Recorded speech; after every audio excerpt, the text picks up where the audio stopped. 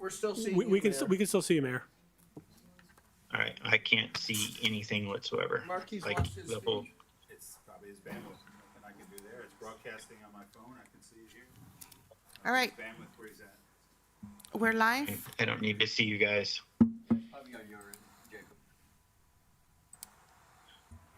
We're live. All right, is Shura on? Yes. Yes. Can I hear verbal from her that she's on? I'm here. Okay, that's all I wanted to confirm. All right, since we're all here, this will be regular commission meeting, Can we raise the 7 volume? p.m. Wednesday, January 14th, Can we raise the volume? 2026. We'll start with the call to order. Oh, I know. And I don't have a gavel, so you get the knocking on the table. We'll start with the Pledge of Allegiance. I can't even see if anyone's standing up, so I pledge allegiance to the flag of the United States of America, And to the to the republic for which it stands, one one nation, under God, under God, indivisible, indivisible, with liberty with liberty and justice for all. Justice for all. Roll call. Acting Clerk Commissioner Morissette, Here. Clerk Commissioner Hodgkins, Here. Commissioner Mohammed, Here. Vice Mayor Kashem, Yes. Mayor Jacobs. Here. Mayor, you have a quorum. All right. Start with deletions or withdrawals to the agenda. Mr. Mayor, if I might, this is the town attorney. I do have one item at the request of our HR department, item 9.2, which is the second reading of the ordinance on our manual of personnel procedures. We're going to pull that item, re-advertise it for second reading at the next meeting. Okay. Can I call? Yeah, go ahead. Which one? 12.1, because we're going to have a meeting next week or something like that with Yeah, the finance department. yeah. Updates purchasing manual P card. Okay. Thank you, Commissioner Mohammed. Are we pulling that? Pulled, yes. Okay, and which else were we Oh, I pulling? don't have a new agenda. 9.2, 12.1, Commissioner. 9.2. All right. There you go. And I'm going to pull everything from consent, and we're going to make every single one of these a line item for 7.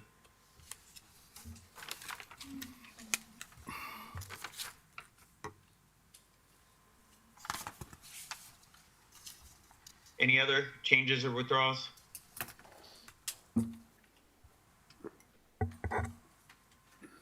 Cynthia, did you hear that I wanted to pull consent?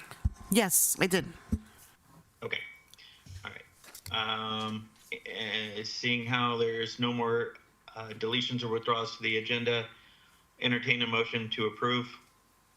I'll make a motion to approve the agenda, the consent agenda. I second. Just Not for, approving yeah, for the clarification. consent agenda. Thank you, Mayor. This is, Motion Approving the to approve agenda the as amended amended. agenda. thank you. How many? Who's talking? Too many. Okay, with everyone on here, we got to take our time talking. It's the only way this works with Teams videos. So what this is they will entertain a motion to approve the agenda as amended. I make a motion to approve the agenda as amended. I second. Roll call. Commissioner Mohammed, Yes. Mayor Jacobs, Yes. Acting Clerk Commissioner Morissette, Yes. Vice Mayor Kashem, Yes. Clerk Commissioner Hodgkins. Yes. Motion carries. All right. 5.1, presentation from Florida Atlantic University regarding redistricting. Mr. Mayor, if I might just introduce our consultants this evening, both Mike Stamm and James Camrick, who are the town's professional consultants with Florida Atlantic University, are here with us this evening. You may recall that Mr. Stamm appeared before the commission in December to offer his preliminary analysis as it relates to the redistricting process that the commission directed. This is pursuant to the town charter. Mr. Stamm and his colleagues at FAU have prepared a presentation in the backup, which I'll let him speak through and work his way through, which includes a number of recommendations for the commission to consider. Mr. Stamm is at the podium, and I'll turn the mic over to him. Welcome. Good evening, Mayor, Commissioners. I'm Mike Stamm. Again, I'm Happy to be here. I hope everybody had a happy new year. Today with me is one of my colleagues, Mr. James Gamet Clark, and we're today going to present the redistricting options. If you remember when I was here last time, I talked to you about what your numbers look like. I got some information from you. Commissioner Morris said, I believe you talked to me about a mobile home park that closed down since the census was done. We've actually made some adjustments in here for you with that.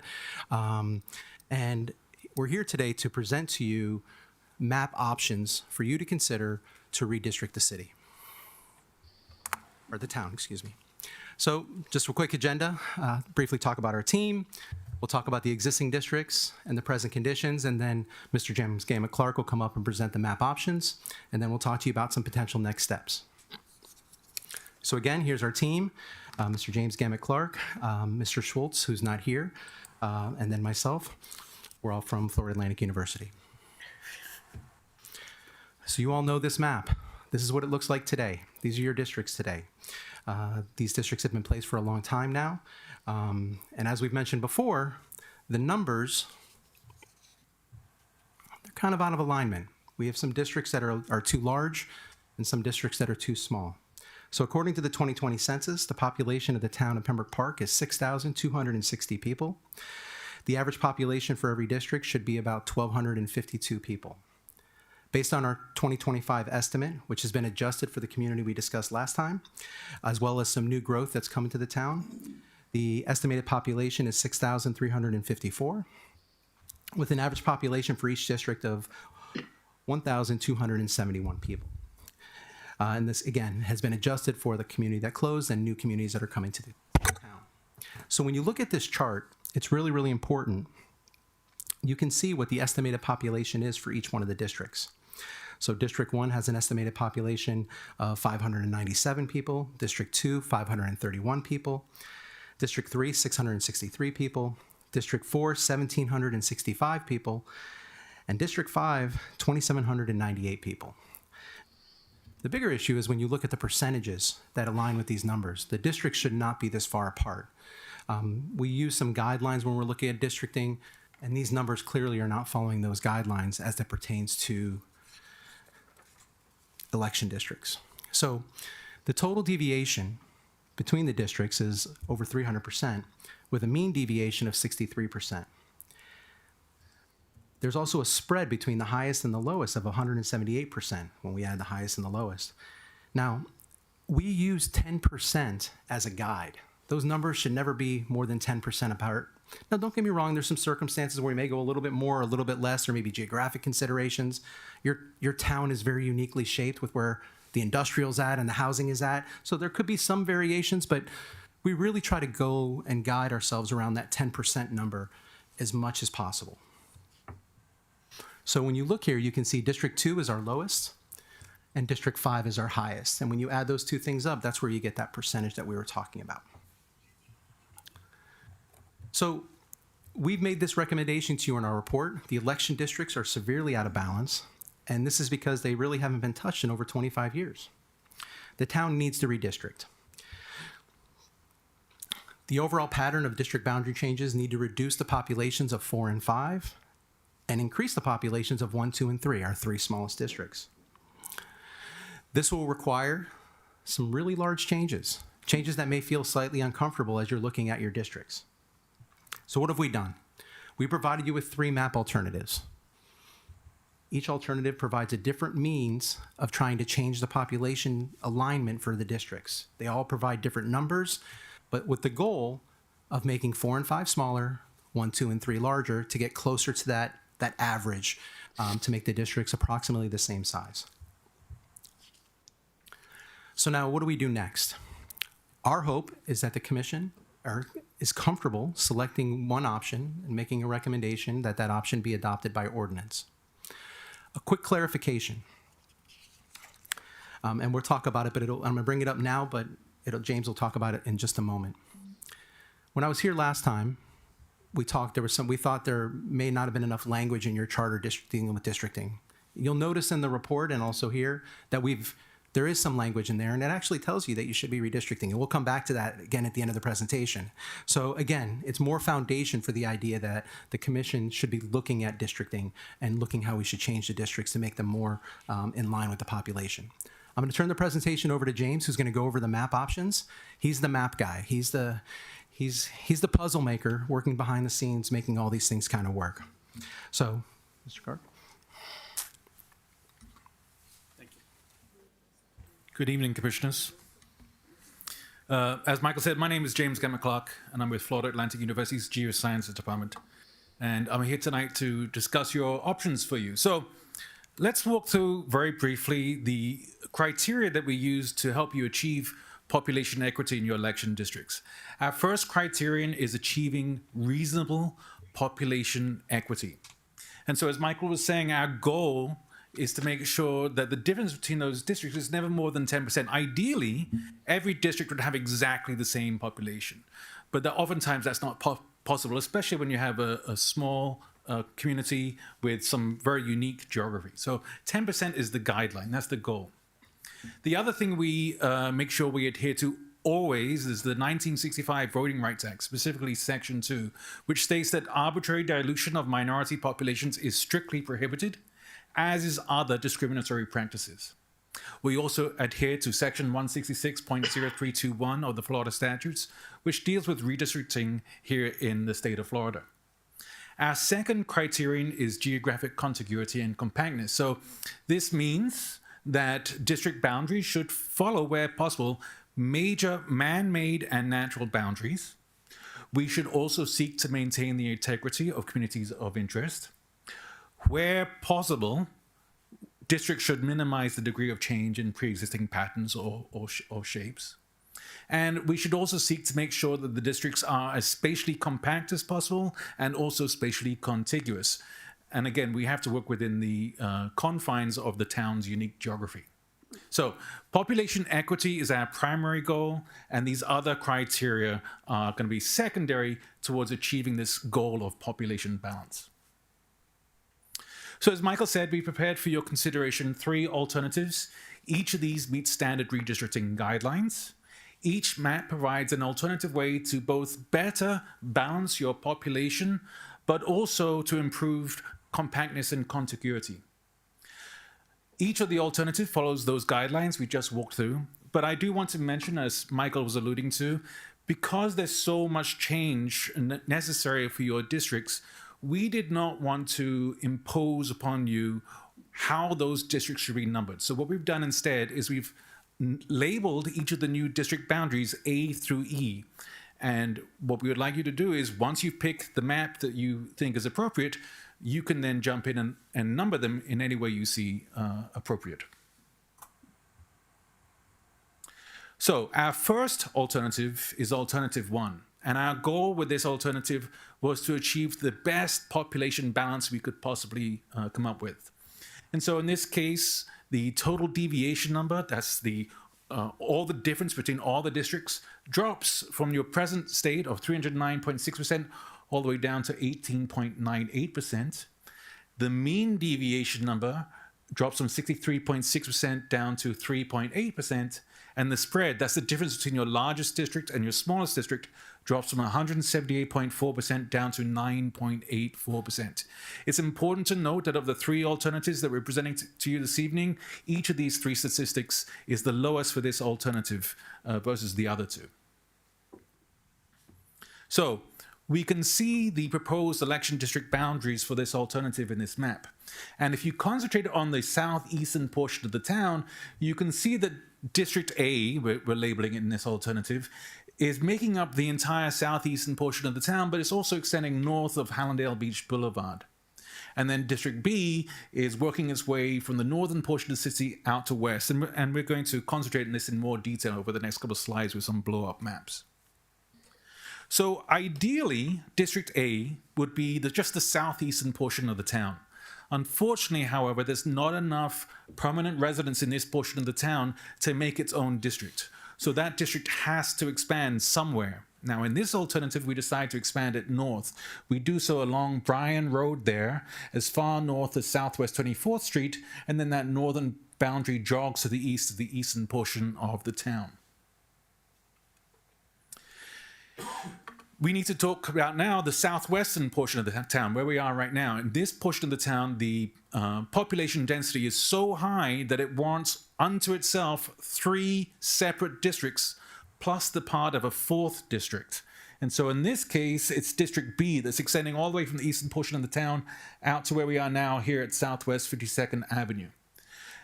Southwest 52nd serves as an easily recognizable boundary, an east-west border between districts B, C, and D. And then we also see in the southern portion here, District E, that's straddling Southwest 52nd Avenue, and it's found to the south of those communities, Pembroke Park Apartments, Pembroke Gardens Apartments, and Pembroke Place. So it's a southern district that's east to west across that portion of the town. With Alternative 2, we sought to improve district recognizability, improve compactness, improve contiguity, and we did that by creating a northern district. So Hallandale Beach Boulevard serves as the north-south boundary between districts A and B in this case. Now, achieving this contiguity and compactness, on the other hand, was done so at the expense of some population equity. So we sacrificed a little bit of population equity to create perhaps more recognizable boundaries. In this case, the mean deviation falls to 6.06%, and the spread falls to 20.22%. And so here you can see what those boundaries would look like under this alternative. And so you see that nice clean border along Hallandale Beach Boulevard. You know, that really helps with the recognizability. So the entire northern part of the town is becoming District B under this case. And in this alternative, you can see that District A is extending west to the south of Hallandale Beach Boulevard into the western portion of the town. So the western election districts in Alternative 2 are exactly the same as they are in Alternative 1, with the only difference that this territory that we see in the northeastern portion here has been swapped between District A and District B. Again, we really feel like this map helps with the compactness and recognizability issues. The final alternative for your consideration is Alternative 3, and our goal here was just to give you another idea of how we could possibly break up this western portion of the town where we have to have 3 districts. However, in doing so, it became apparent that it was impossible to keep that northern district we created in the previous scenario. So here we have a mean deviation of 6.34% and a spread of 20.38%. So here you can see the configuration of your districts under this alternative. Immediately recognizable is that District A's boundaries are exactly as they were in Alternative 1, but District B is a little bit different. It's going a little bit further to the west and a little bit further to the south, and you'll notice that the southwest portion of the town has a very different configuration. So, as I mentioned, District A is the same as in Alternative 1, but here's where we see the difference out here in the western portion of the town. So in this case, we're looking at District B extending all the way to the town's western border. Meanwhile, Districts C, D, and E are separated to the east and west by Southwest 52nd Avenue. District B is going all the way out to the town's western border. East of 52nd Avenue, it's coming down to these 2 properties here that are named on 3115 Southwest 52nd Avenue and 3150 Southwest 52nd Avenue. That's that little jog between the green area and the purple area there. And west of 52nd Avenue is found to the north of Southwest 32nd Street and to the west of Southwest 55th Avenue. So, to summarize, each of the alternatives dramatically improve population equity. Alternative 1 offers the best population balance of the 3 alternatives. Alternative 2 also improves population equity, but it sacrifices it somewhat to improve compactness and boundary recognizability. And Alternative 3 gives you a different way of configuring those western boundaries. And with that, we'd be very happy to answer any questions you might have. Yes, sir. What's the real purpose regarding elections with these new districts when the commissioners have to seek votes in all? At large, right? We're at large here. Yeah. So, yeah, what's the real purpose with this? I mean, and we can move the lines around as much as we want. We can some commissioners might find themselves without in another commissioner's district, but we are really upsetting the apple cart here without any voter results changes. I would agree with you that when you're voting at large, the issue is less pressing than it would be if you weren't voting at large. However, it's still required by law for very good reason, and that is if you imagine an extreme scenario where you had a single district with a single resident, only that resident would be eligible to serve on your commission. So it's about fairness about who's allowed to run for office. And so for that reason, you want to make sure that each district has the equal number of people so that everybody living in those districts has an equal chance for serving and representing their neighbors. What happens when you run into the fact where you put two commissioners in the same district? You need to put your mic on. Yeah. I'll repeat the question. What happens when you end up with, you might possibly end up with two commissioners in the same district? Correct. So the recent change of the Florida statutes specifically prohibit us from taking that into consideration. In fact, any commission district that was drawn with that in mind would be rendered null and void by Florida statute. That doesn't answer my question. Well, as your consultant, we're not allowed to answer that question. For the political practicalities... All right, let me ask my town attorney. Yeah. How does that affect you? Did I put you just on the spot or what? No, Commissioner, look, so our consultants and colleagues at FAU are right in the context of legal restrictions. But the short answer is this is a statutory requirement. It's a charter-driven requirement. It's in order to provide fair and ensure fair representation that's equally spread out among the various geographical regions in the town.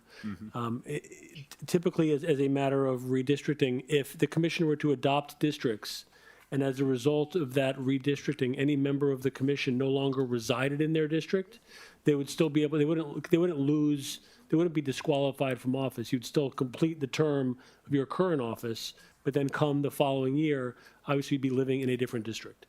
It's just sort of one of the functions of the apportionment process. But again, the intent of the law is to ensure that there's fair representation downwide.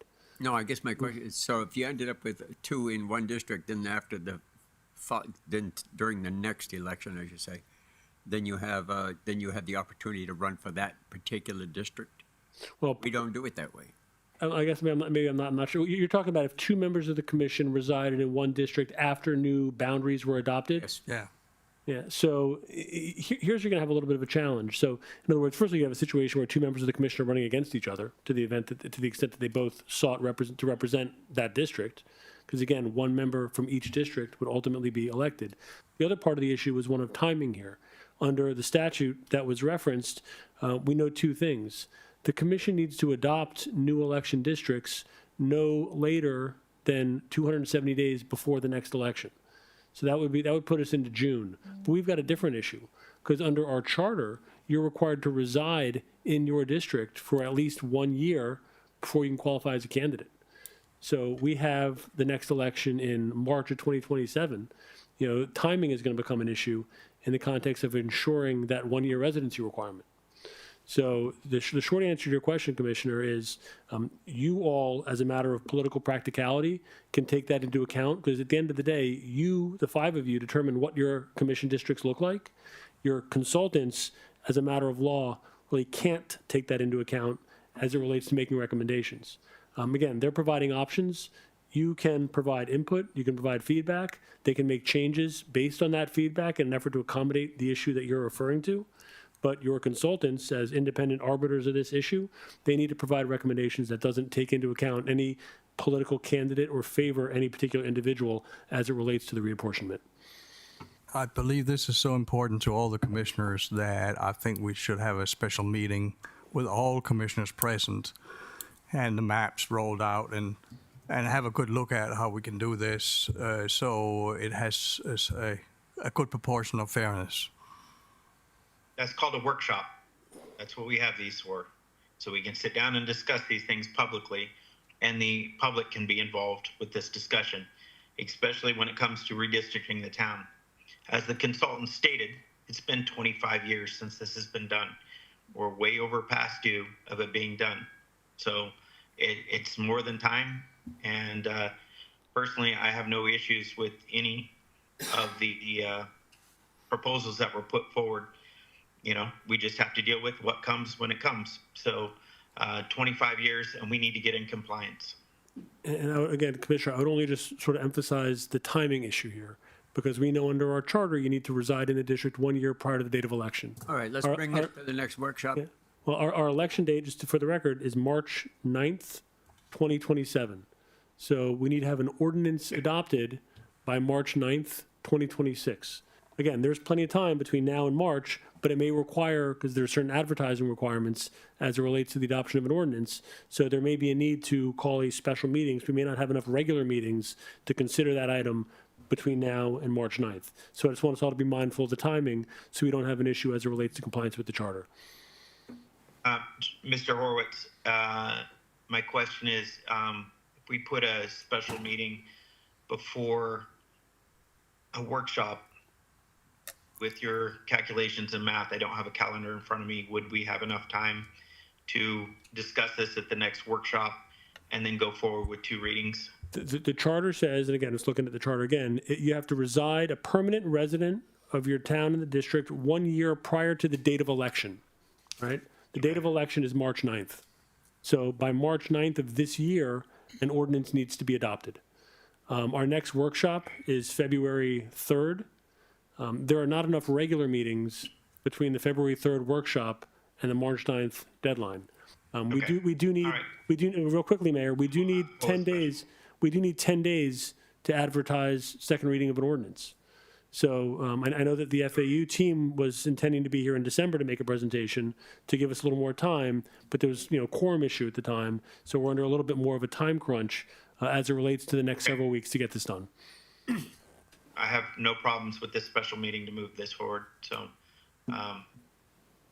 So which date you are looking for? any more discussion? Just to be clear, Mayor, just to make sure I understand, is your intent to put this on the commission workshop? No, we are going to the special meeting. You have to have both. Yeah, Well, you're going to need, Okay, the Horowitz, town attorney, we, the full intent, I believe, of the commission is to have this on the next workshop for discussion, and then it would be the next voting meeting, and we'll have a special meeting timed out somewhere in between that falls within state requirements. so, all right, just looking at the calendar, if I might, our workshop is February 3rd. Our next regular meeting is February 11th. So if there was a first reading on February 11th, we would need to call a special meeting sometime between February 11th and say March 7th or 8th. Sometime that first All week right, in so March for second reading. towards the end of February, we'll have to hold a Correct, just special meeting. subject to advertising, that's right. That's fine. We'll coordinate with the date and move that forward. So we'll work with the folks at FAU and make sure that the item is on with the clerk for February 3rd for discussion at the workshop. Thank you. Any other questions? No. Ashura, do you have any questions? Yeah, I'm just kind of trying to figure out how we're supposed to get to 1274. Or 1252 or 12-ish. Why is it still that, like, one is 13, one is 14, and 2 are 11?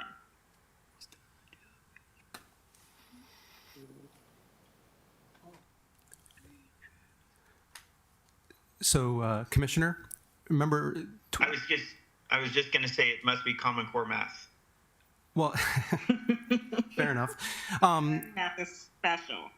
So remember, that's the ideal average, but we do have a range that we can work within. So when you're looking at, for example, this option, in this particular scenario, this is option 3 or alternate 3, you can see that District E has 1245, District D has 1432, and the smallest is at 1173. So we're within a range. So you can fall within a range. Ideally, if there was a way we could cut the pie up and everybody had exactly the same, that's always the goal.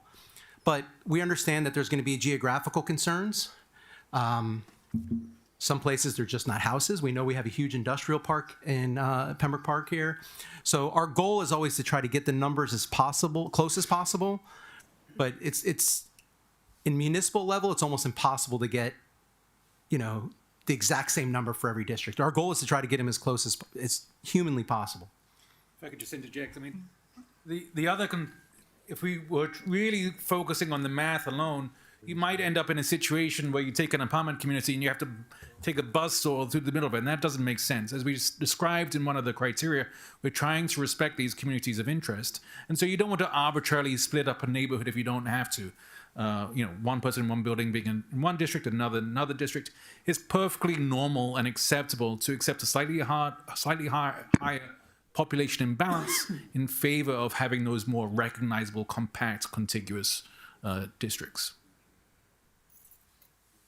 So I know for like what we currently have, like Holiday is kind of split in the middle, and the same thing with Pembroke Garden Apartments is kind of split in the middle as well. And so I'm kind of just like, I'm just kind of like, okay, well, they did it, you guys did it before for us, and we did it in the past, and it was split in the middle. Like when we were looking to fill Emma's seat, we literally had neighbors who, were in two different districts.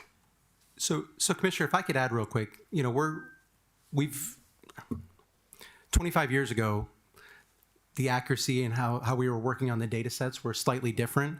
So obviously the census has got more advanced as we've gone forward. We're able to get down to different levels of data. So back then we might not have had the information to maybe split a census block or something like that, but we have a lot more flexibility now. The data is a lot better than it's ever been. As we discussed last meeting, there was this thought that there was maybe an undercount collectively in the census, and everybody acknowledges that, but we've got better data at better information than we've ever had. So 25 years ago, which we were probably using data for almost 28 years ago, give or take, we're working almost in a whole different spectrum now. And again, we also can do some more things. We have real-time aerial photography. We can go back and Commissioner Morissette had mentioned that mobile home park closed. We went back and looked to see, we could see the units leaving through aerial photography over time, so we can help to make that adjustment. So we have more information now than we've had in just 25 years ago. Yeah, District B looks enormous, but it's mainly the industry. Yeah, but in this option, Commissioner, District B has almost 1,200 people, even though it's majority an industrial park. Whereas District E, we know that the southwest section of the city has the highest concentration of your population, hence all the districts, the different configurations over there. That's where you have your highest density housing, and the most people that maybe filled out their census forms as residents, because we also know that you have a population that can change during the year, with some of the snowbirds, et cetera. When did they do the last census? The last census was done in 2020. We've adjusted the census. We talked to your development folks to find out when certificates of occupancy were issued so that we can make an adjustment to the number. So since then, since Census Day, we added about 121 people based on the development that was approved. And then we took out about 25 people plus or minus that were in the block where the community closed up. So it was a net gain of about 94 people in your total population between now and the census. Now, again, your charter. 4 people? That is correct, Commissioner. And I just want to point out one other quick thing. And again, this is where I made a mistake last time because I was looking in the wrong part of your charter. But when you look at your charter, this is the section of your charter. And the charter specifically talks about when you created the districts back in 2002, and then the fact that the town should look at the districts every 10 years following the census. So normally we wouldn't be this far off cycle. We'd be using stuff right after Census Day. So our next Census Day will be April 2030, and then we will get the data usually about a year later, give or take. And then we will start this process all over again with, hopefully with the town and probably about 40 other towns throughout South Florida area that, you know, we worked on this past cycle.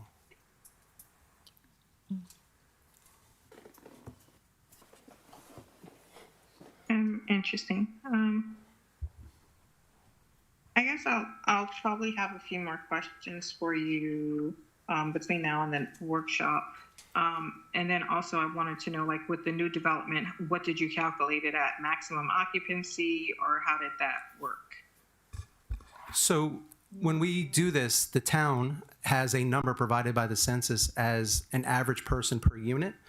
Our number per the census was 2.52 people per unit. So we utilized the number of units times 2.52 to come up with that number. That number is recognizable in the census. Oh, it's 121 total people in that community, less the 24 that we removed. 15 floors, 10. I'm trying to think what they told us, because that sounds lower than what they told us. I'll have some questions offline to ask. Are you also including the property next to City Hall that hasn't been built, that's in the works, or? So Commissioner, I want Just get a list of what's being included. So that hasn't been developed. I was thinking like you for just a moment there. The only units we included were the Magnolia townhomes because they had their certificates of occupancy in time for this. Now, we also know that, you know, you discussed this the last meeting, there's other future projects that could be coming down the pipeline. But we only used the ones that had a CO in place by the time we did our study. Again, knowing the planning process, you know, that's my day job is I'm a planner by trade. I know that I've approved projects that are still in the pipeline under construction. They may not get occupancy for 2 years. So we try to use the most accurate information that we had at the time, which is certificates of occupancy issued, and that was specifically for the Magnolia Townhome project. Oh, so Ecos isn't in there? No, ma'am, just Magnolia. Oh, okay. Now, Okay. All right. in theory, though, if that project is completed and we get as many people to fill out their census forms that live in there, it should be possibly in your next number. I don't know when the estimated CO date is, and the city manager may know that. It may be a year from now, it may be 3 months from now, but occupancy, 2 years from maybe now. 2 years from now.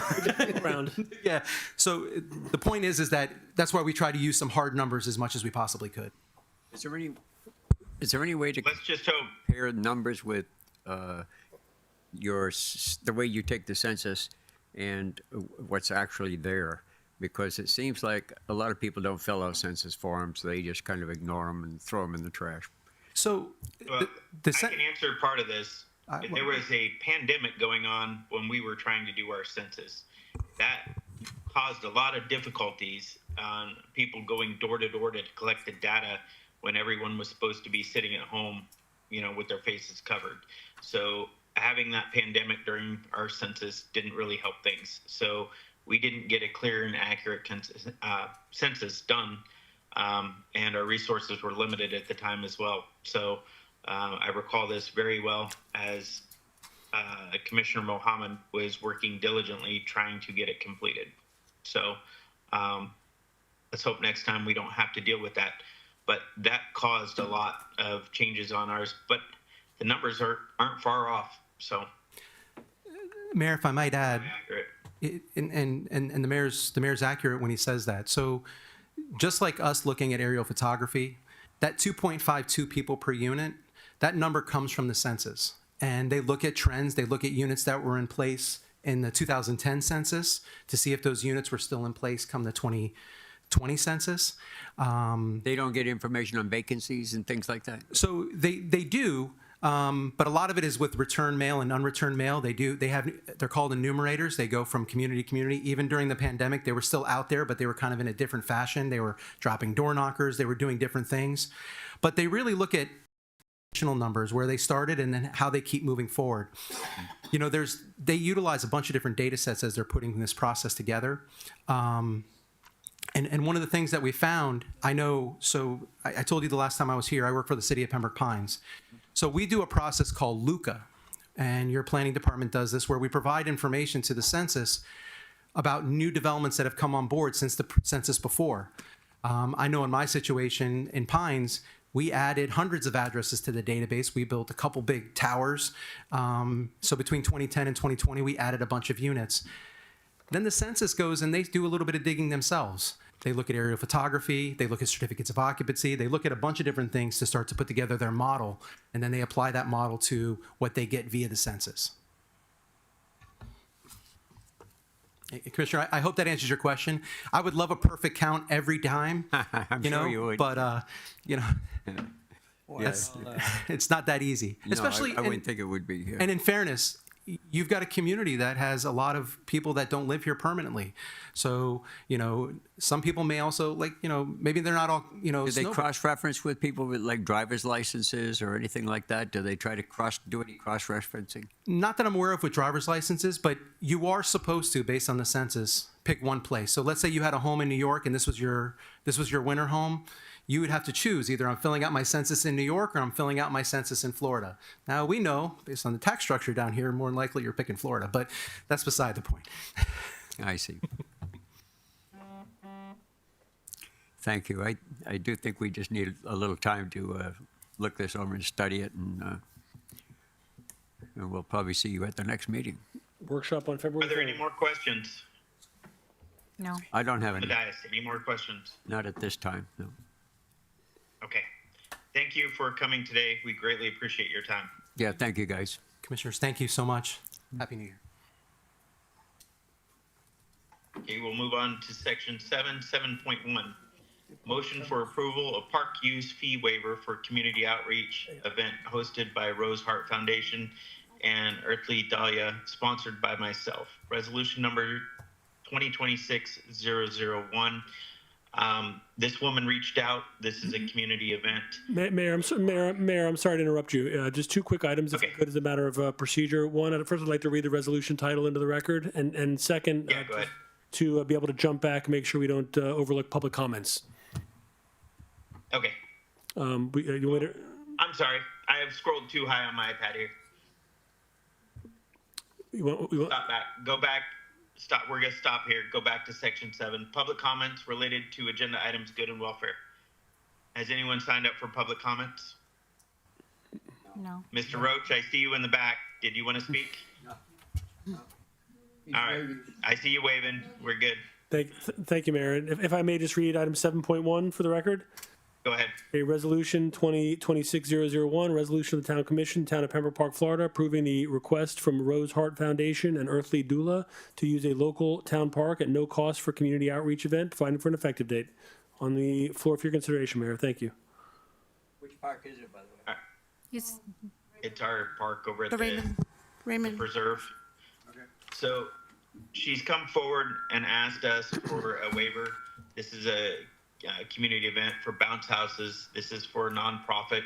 I felt like it benefited our community and thought that we should go forward with it. That's why I asked her to come to the workshop and present this to the commission. It is one of those items that needs commission approval. So does anyone have any questions? No, I don't. Questions? All right, I'll entertain a motion to approve 7.1, resolution number 2026-001. I'll make a motion to approve 7.1. second. All right, roll call. Vice Mayor Kashem, Yes. Acting Clerk Commissioner Morissette, Yes. Mayor Jacobs, Yes. Clerk Commissioner Hodgkins, Commissioner Mohammed, Yes. motion carries. All right, 7.2, resolution number 2026-002, Town Attorney.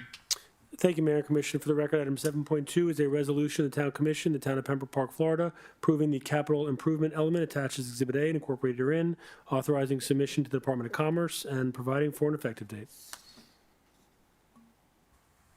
All right, I'll entertain a motion to approve the capital improvements elements for submission to the Department of Commerce, sponsored by Public Services Director Odoms, the Finance Director Doverman. Any questions? Are there any public questions? Go ahead.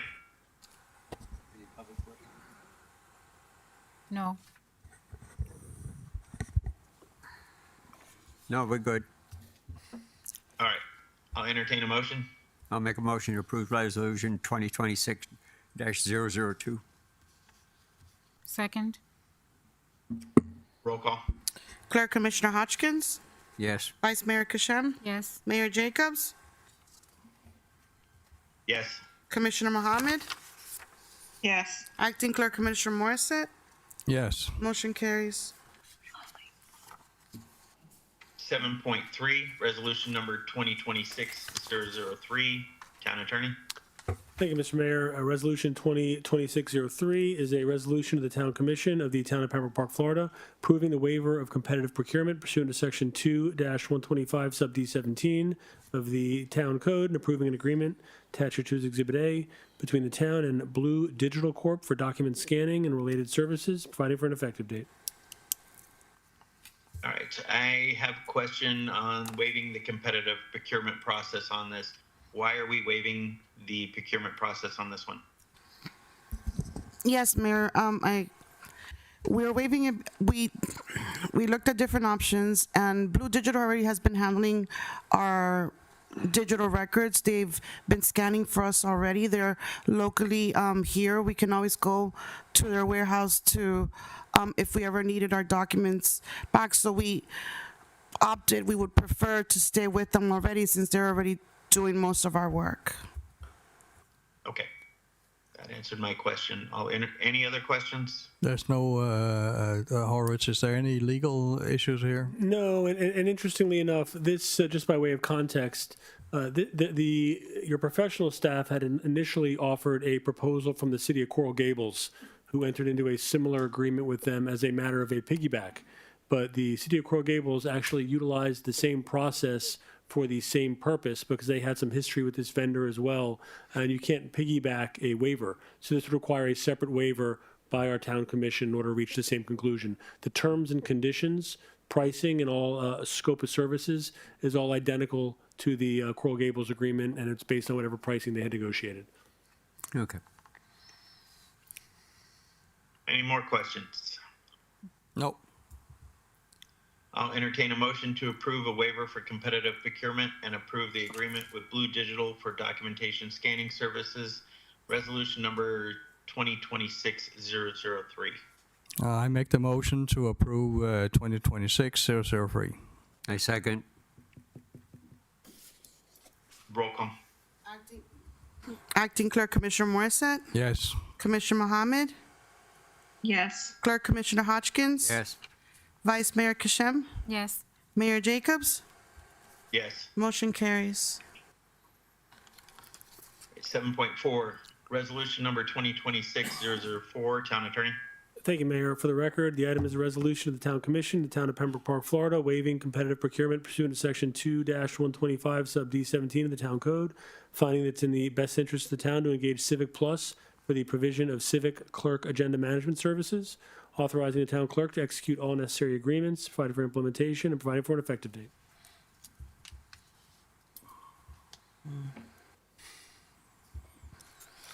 All right. Any discussion? Nope. No, I don't have any. No? Have any questions? All right, same question. Why are we waiving procurement on this one? So we have our software right now, and it's up for renewal. And in looking around, CivicPlus is already. We already use CivicPlus for everything. They manage our website. They manage our public records request platform. So they gave us a nice discount because we have services with them already. Okay. Any other discussion? No. No. I'll entertain a motion to waive competitive procurement pursuant to Section 2-125D17 of the town's code, finding that the town's best interest to engage CivicPlus agenda Management Services, resolution number 2026-004. I'll make a motion to approve resolution 2026-004. Second. Roll call. Commissioner Mohammed, Yes. Clerk Commissioner Hodgkins. Yes. Vice Mayor Kashem, Yes. Acting Clerk Commissioner Morissette, Yes. Mayor Jacobs. Yes. Motion carries. 7.5, motion to approve the HIDA State and Local Task Force Agreement with the DA, sponsored by Police Chief DeCoursey, resolution number 2026-005. Town Attorney. Thank you, Mayor Commission. For the record, the item is a resolution of the Town Commission, the Town of Pembroke Park, Florida, approving and authorizing the execution of the HIDTA State and Local Task Force Agreement between the U.S. Department of Justice, DEA, and the Pembroke Park Police Department attached to Exhibit A, providing for implementation and providing for an effective date. Discussion? No. Being none, None. I'll entertain a motion to approve resolution number 2026-005, HIDA State and Local Enforcement Agreement with the DEA. I motion to approve 2026-005. Second. Roll call. Mayor Jacobs, Yes. Acting Clerk Commissioner Morissette, Yes. Vice Mayor Kashem, Yes. Clerk Commissioner Hodgkins. Yes. Commissioner Mohammed. Yes. Motion carries. Thank you, Police Chief. So 7.6, motion to approve the commission meeting dates for 2026 calendar year, enclosed is the list of dates proposed, sponsored by the town clerk. Questions? Discussion? None. None. All right, I'll entertain a motion to approve 7.6, commission meeting dates for 2026. I'll make a motion to approve 7.6 motion, the commission dates, I second. 26. Second. Roll call. Vice Mayor Kashem, Yes. Clerk Commissioner Hodgkins. Yes.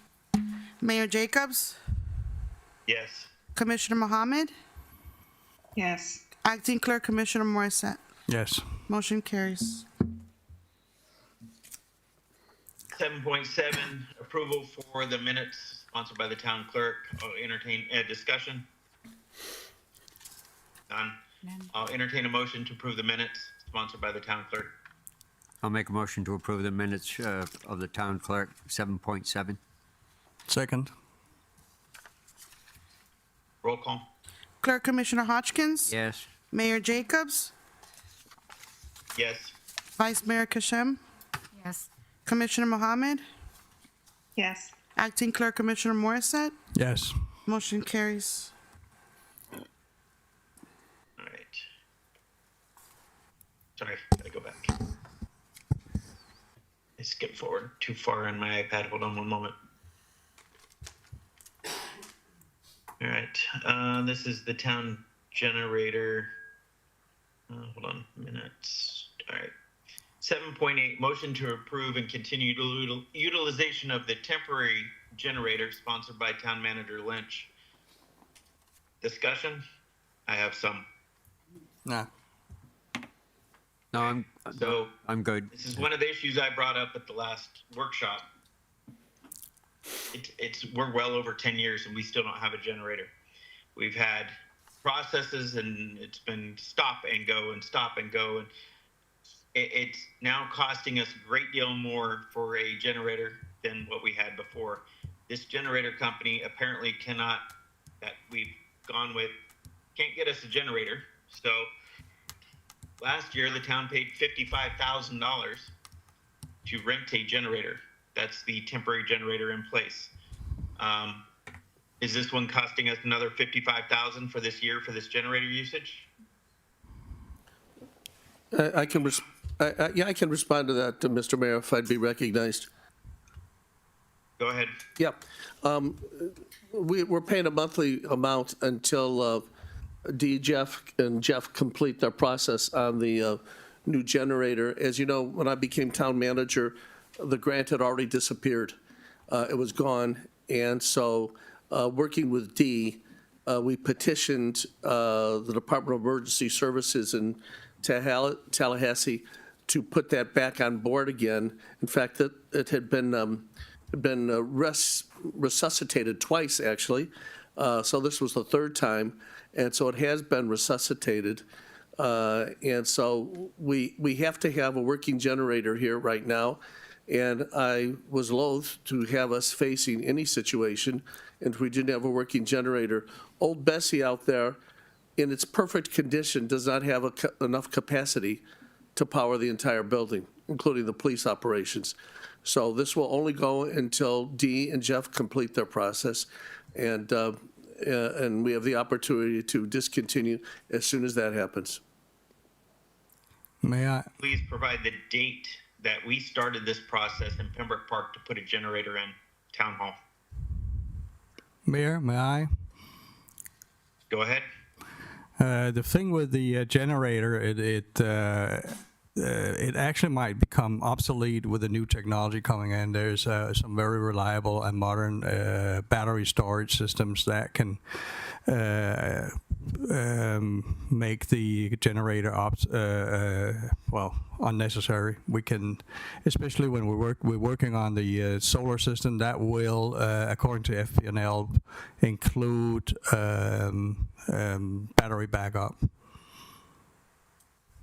No, So- Commissioner Morissette, I understand what you're talking about, but we're required to have an emergency generator in the town.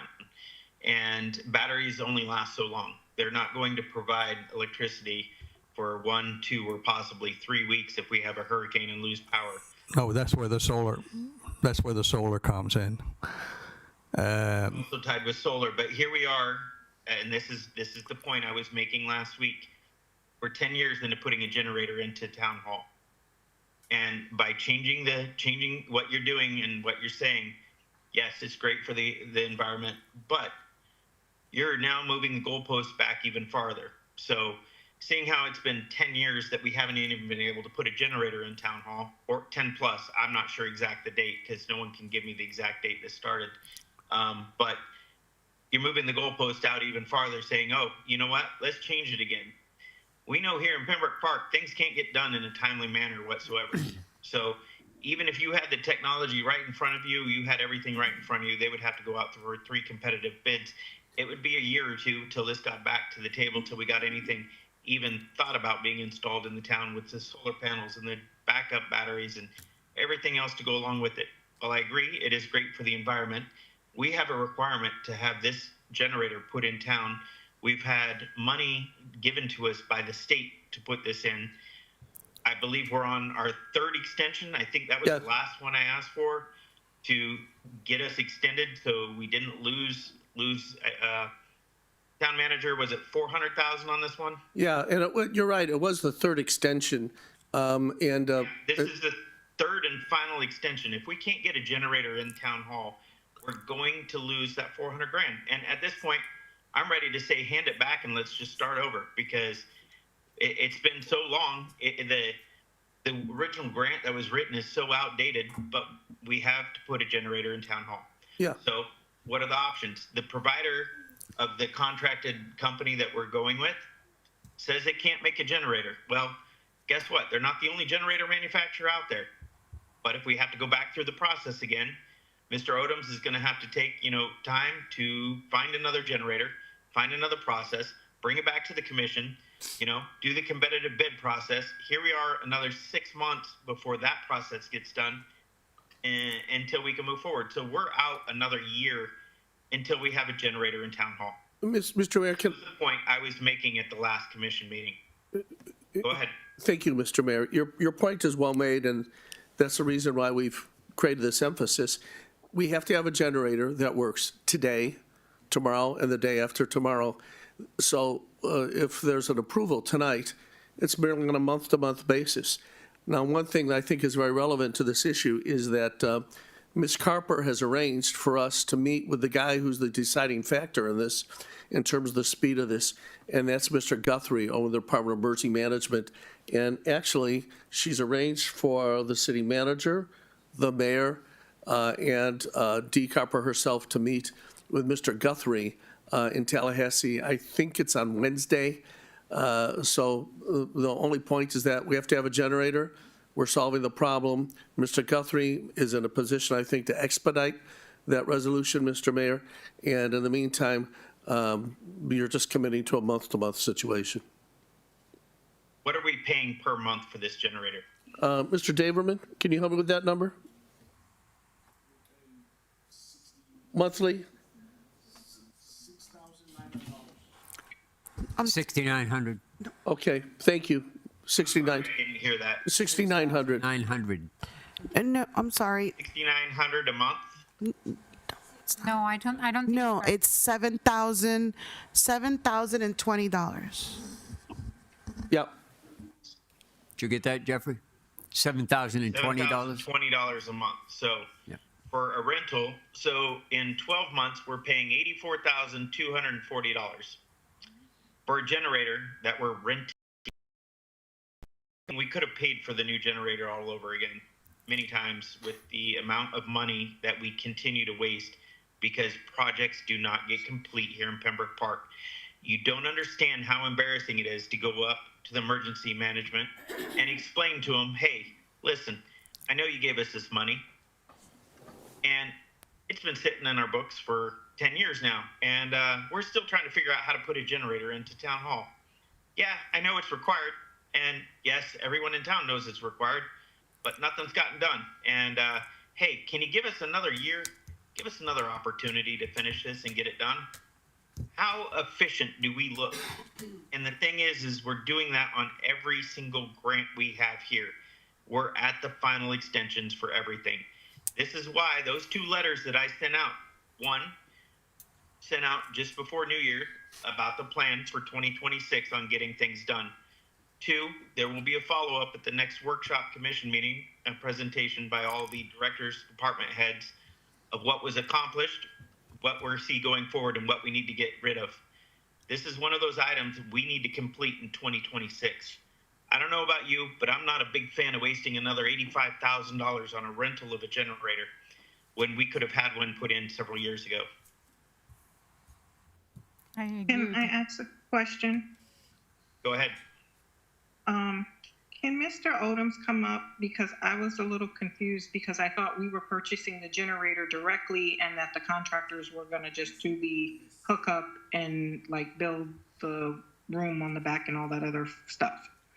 So could Mr. Odoms come up and explain? Because I thought we were already in the process and they were ordering stuff. I see him coming up. Okay. Mr. Odoms? Sir. Good evening, Mayor, Commission, Jeff Odoms, Director of Public Works.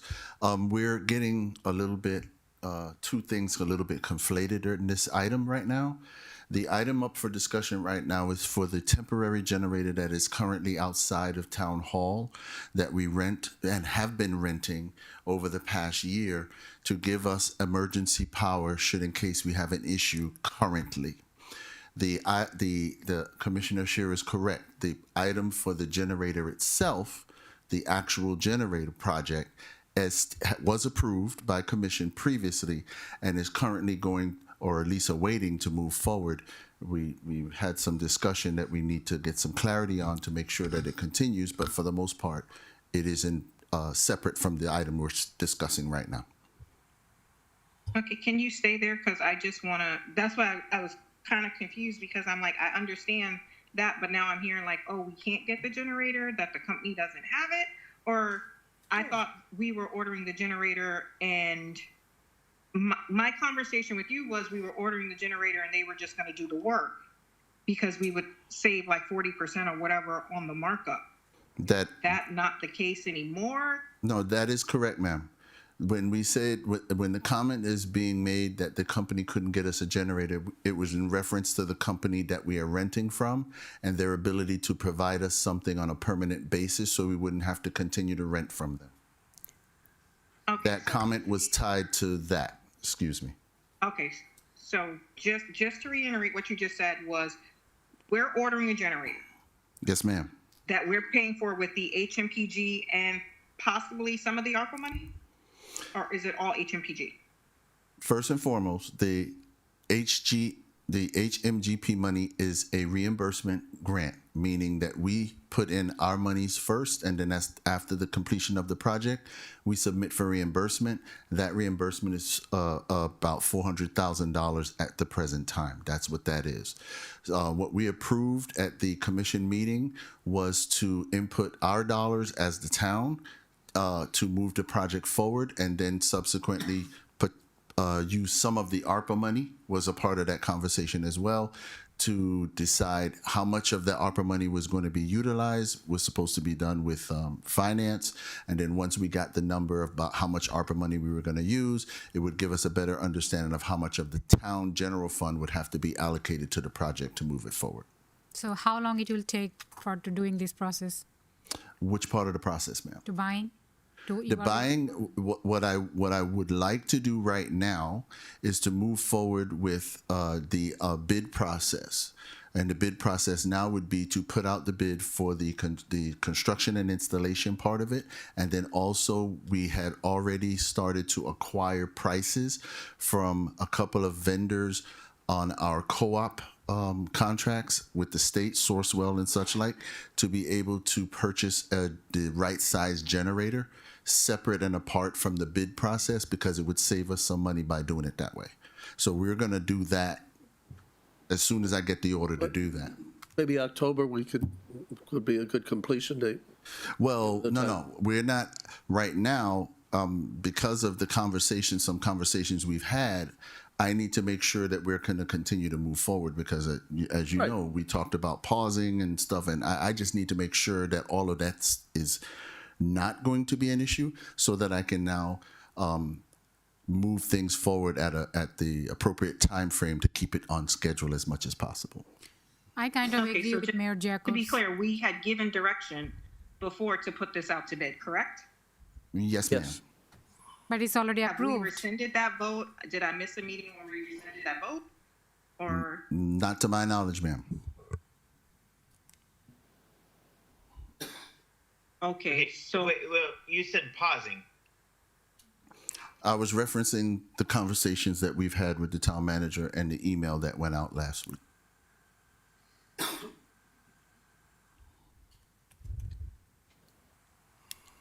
I'm confused. Yeah, maybe I can clear it up. Mr. Mayor, if you'd recognize me for a minute. Go ahead. Okay. As some of you know, Mr. Polizzi is considering buying this building. So all that's happened at this moment in time, and I sent that email out 1 week ago, and indicating he's buying the building, or he's considering buying the building.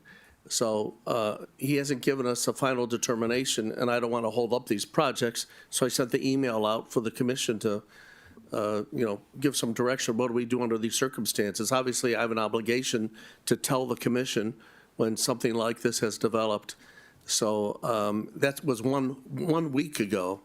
And so if this commission wants to say so right now, we'll tell Mr. Polizzi, however long you want to think about it.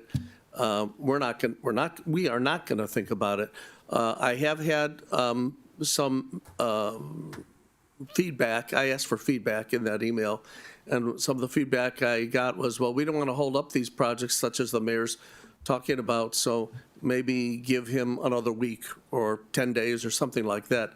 Whatever direction this commission determines is certainly what we'll abide by. Okay, so I missed one meeting in the past, and that was because I was not able to attend. Did we have discussion on the dais about selling town hall? No, Mr. Polizzi brought it up while we were having the conversation with him, or it came up in meeting with the building officials, and that's when I sent a letter to the commission saying, hey, this is something that's that he's considering doing, because in fact the letter said, are we throwing good money after bad if we put all this stuff into the building and Mr. Polizzi buys it and tears down the building? So all I was asking with some feedback, this commission right now can tell me to not just notify him that we're not going to think about it, but I still have an obligation to tell the commission to think about it, and that's why I sent the letter out. Jeffrey, my input in this was that that if he was interested in buying the building, he would buy the building, and we would also just add the cost of whatever we're doing to it. And so I didn't see any reason to really hold up any progress that was going forwards. That's my take. This is selling of our town hall is a commission discussion for sure. Sure. And it Certainly. should be done in front of all 5 commissioners. Well, we didn't have in Mr. front of the Waldy here, public, but in front of Mr. Roach over there. And this is a public discussion, not a one commissioner show. So it wasn't laid out that way, I sir. have concerns about that. I understand, hey, listen, I want to buy town hall. All right. Now there's 2 people interested in buying it. I'm only going to give you $10 for it. So, that's all it's worth to me. But the building's not for sale. Yeah. No one from the commission's given direction for that. So, Well, the letter went to the entire commission, Mr. Mayor. I remember the letter. I read it. when it Okay. came through. Well, Can I ask how much, Mayor, can I just ask, how long ago was this conversation, when this occurred for this whole selling of the building? Like, I how believe 2 long weeks have we ago. been in negotiations that we haven't known about it, but Yeah, outside? well, first of all, there haven't been any negotiation whatsoever. We had a planning meeting. Conversation. Right, I'm yeah. gonna say Conversation. No, I get it. We had a planning meeting with Mr. Polizzi, and that's when it came up. I would say that was about 2 weeks ago. So I did nothing with it. I contacted Mr. Polizzi to see if he was serious about that. About a week ago, he said that he was, and I immediately sent a letter to the commission saying, what do we do now? Well, the commission have given directions, several meetings to push these projects through, and I don't think we can delay them anymore. I actually never saw the commission approve these delays, so I think we should need to push forward, and then should there in the future have a bid on the town hall that is acceptable with the timelines, we can still have to function. That's going to be part of the price. Well, we need to have that generator up, and we need to do our improvements to the AC, because no matter what, we'll have to stay there this summer, and that AC needs to work. And that's my take on that. We cannot. Speaking of which, that's another project. I was informed that the AC in town hall had been out for a few days. Yes. And we're, again, I'm not sure why that it's not being fixed or repaired. What was it, Mr. Jeff? Odoms, The elevator? no, the air conditioning. Oh, the AC. They're working on that right now. Yes, the 3rd floor AC is out. The both compressors are out. Right now, I have a authorization to repair one at about just under $10,000. If we're going to go forward with everything as I'm hearing, I would not repair the second one, and I would advance the project to get the entire thing done.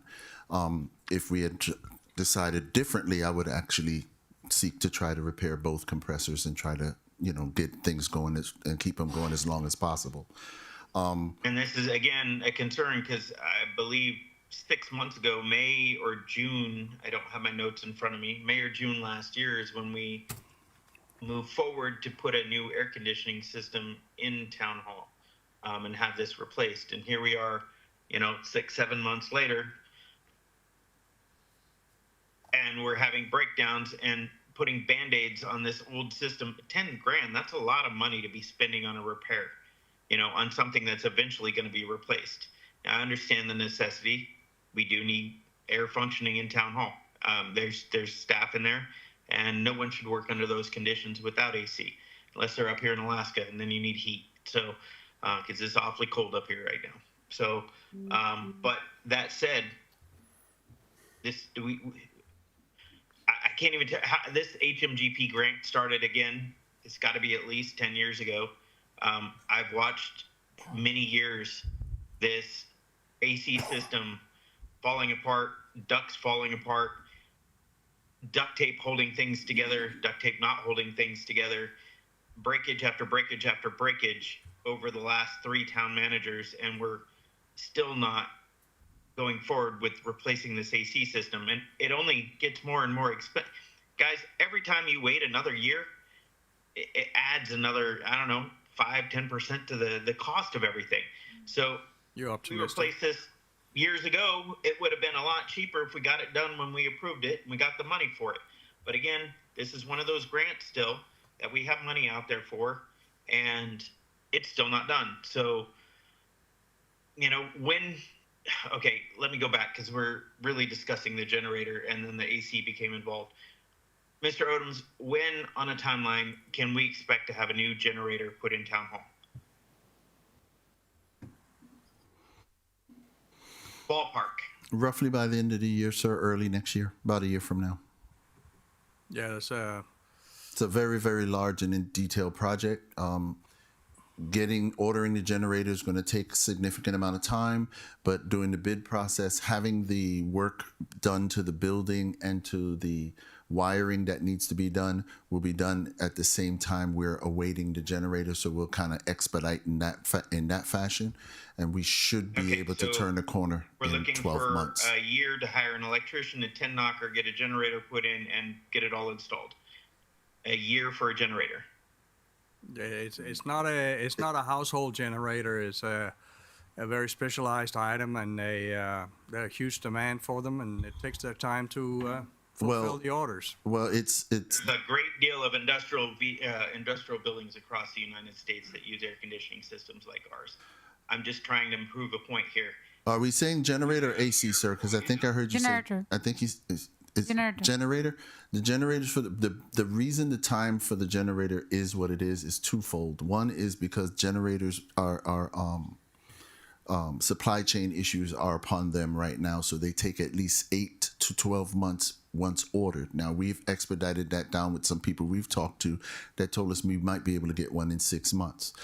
Even still, the modifications to this building for installation are what's going to take a tremendous amount of time because they have to build a new electrical room. They have to bring in new electrical components because the components here are outdated. And the structural aspects have to be brought up to code because of the age of the building. So all of that architecture has to be done as well. All right, then may I ask give direction that both the generator discussion and the AC discussion be included into your report for the commission for, from that last email that I sent out about accountability. Absolutely, sir. As those projects for discussion. Absolutely, sir. No problem. Okay, then we can move this forward. Unfortunately, I would. Let me finish here. One moment, and then I'll recognize you guys. Just give me a second here. So we're looking at $84,000 at $7,020 a month for the next 12 months. So that's $84,000.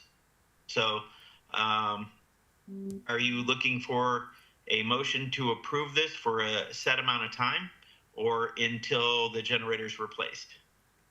It'll be month This to is month. my concern that It'll be month to month, sir. 5 years from now, we're not going to have an AC or a generator in, and we're still going to be paying for this rental. So It would be month to month, sir. Month to month until the generator's in. okay, then I'd like to just put into position here that maybe the commission have this put on a agenda 1 year from to date to review, so we don't continue spending $7,020 a month on a rental generator, and hopefully we have this generator installed, but we have it scheduled to be revisited January of 2027 for discussion. Everyone okay with that? Yeah. Yeah, let's That's fine. let's move Okay, on. Ashura, go ahead. Okay. One, I kind of have an issue with the fact that we had given direction and things were voted on for them to come to a pause or a hold or a stop without the commission even being apprised of all of this extra activity that's occurring that we weren't really made aware of. In the fact that the timeframes, like the pausing, caused extra delays on the work that was being done that was given as direction by the governing body. So I kind of wanted to just kind of address that a little bit and just also maybe give direction that, once we vote on something, that's the law of Pembroke Park. And it shouldn't be stopped, changed, or altered or deviated from what the governing body had given direction on. And so it's problematic to me to see this occurring when, like we're sitting here thinking, hey, our AC is moving forward. We have, 75 people in that building that are relying on having heat, air conditioning, or whatever, and to hear a stop. And then how much, damages were we looking at for these breach of contracts had they been breached? And those expenses would have been on us. So I'm kind of like, I'm kind of confused is what I'm going to say. And I'm taken back by it. And I don't understand is what I'm going to say. Well, I will tell you, Commissioner, I have been adamant since you left and I became mayor that these projects continue forward and have pushed for all these projects to continue forward, and that the direction from the commission has been followed. But I do agree with you on this. There's a lot that we've approved. And to this point, I've been trying to go back through my notes to see what we have now and that we've approved. And there's things that just have stopped or disappeared from, wrapping the electrical boxes to try to beautify the town a little bit to, unfortunately, Mr. Odoms, I'm not holding you accountable, but there's been a lot of failures in your department prior to you coming in. So there's a lot of direction that's been given and very little follow-up on anything with those projects. Now, in support of our new directors that have came in and taken over departments, it's almost like a fresh start every time they come in. Emails are lost. Notes are taken. In fact, one of the former interim town managers took all the projects with him when he left the town. And we had to rebuild all those projects a second time for Mr. Odoms to, have them. So that in itself caused a lot of issues. Not having one central email for these departments caused a lot of issues because missed emails go because they end up going to individuals that are no longer here that were, turnover in the Public Works Department has not been great, but we've had a lot of unqualified staff in there for a very long time. Not staff, I'm sorry, let me rephrase that. We've had unqualified directors in that position. So every time someone comes in, it's like smashing the reset button all over again for a department. And that department head not only has to go forward with the direction of the commission, but they also have to rebuild that department and streamline it and get it going and get all these projects back on board. So like I said in my email that I sent out, I understand there's a lot you may not be responsible for because you weren't here for the whole year last year, but I want to know what happened in that department. I want to know where the pitfalls were and why we didn't get things accomplished. It's not holding you accountable, it's holding the town accountable to Mr. Roach and the rest of this community. Anyone else have any discussion? May I be recognized, Mayor? Yeah, go ahead. Understood, and I appreciate the concern you have, so I'll ensure that the report that I put together captures the information as accurately as possible to give you the best picture of where we are right now.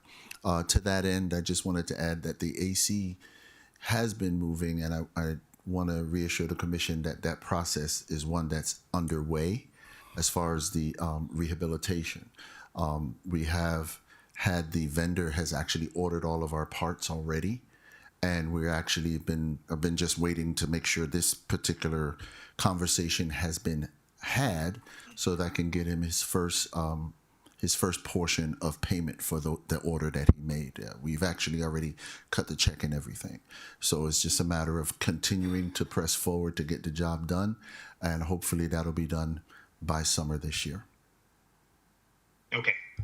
Thank you for your time. Any other discussion? No. All right, I'm going to modify this a little bit. I'll entertain a motion to approve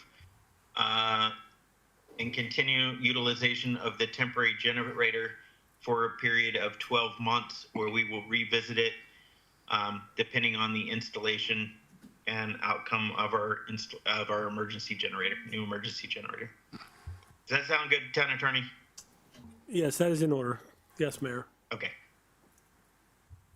I'll make a motion to continue utilizing the temporary generator until such a time as we can revisit it and have the new one installed. Not exceeding 12 months. 7.8, Yeah, 7.8, I second. And for the record, that's not to exceed 12 months, correct? Not to exceed 12 months. All right. Roll call. Acting Clerk Commissioner Morissette, Yes. Commissioner Mohammed, Yes. Mayor Jacobs, Yes. Clerk Commissioner Hodgkins, Vice Mayor Kashem. Motion carries. Mr. Mayor, can I ask for an ancillary motion before you get to the next item? Sure. Okay. If you could, members of the commission, again, the only reason that letter went out was to get some feedback from this commission. Obviously, we have these sunshine laws, so we can't have this cross communication. So the only way I can discuss matters with you as a group is as we sit here on the dais.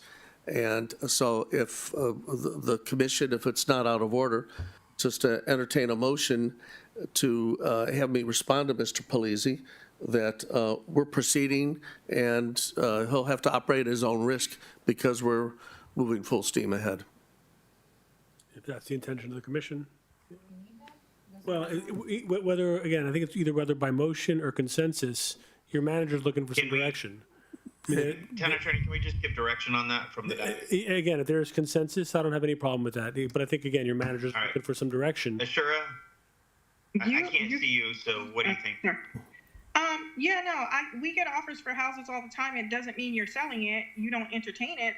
No, we don't stop what we're doing because somebody sent an offer in and say, okay, well, what do you do with the 75 employees that's in the building that you're going to not give them air conditioning because you may be selling a building that you took a grant out for, and now you're going up to see these people next week and look crazy. So yeah, no, you have my direction. All right, that's all I wanted. Thank you. Mr. Mayor, that satisfies my concern. Thank you. Anyone else? No? Listen, when we come up to Tallahassee, they see Pembroke Park next door, and they already know Crazy's listed there. So then we'll give direction to the town manager to go forward with that letter. Thank you. Yep. 7.9, motion to approve purchase of backup file system for police department not to exceed $20,000, sponsored by IT Director Pakula.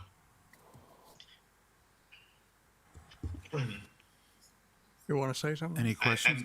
Excuse me. So I'm curious why we need another backup system. I thought they were on an independent system and already had storage.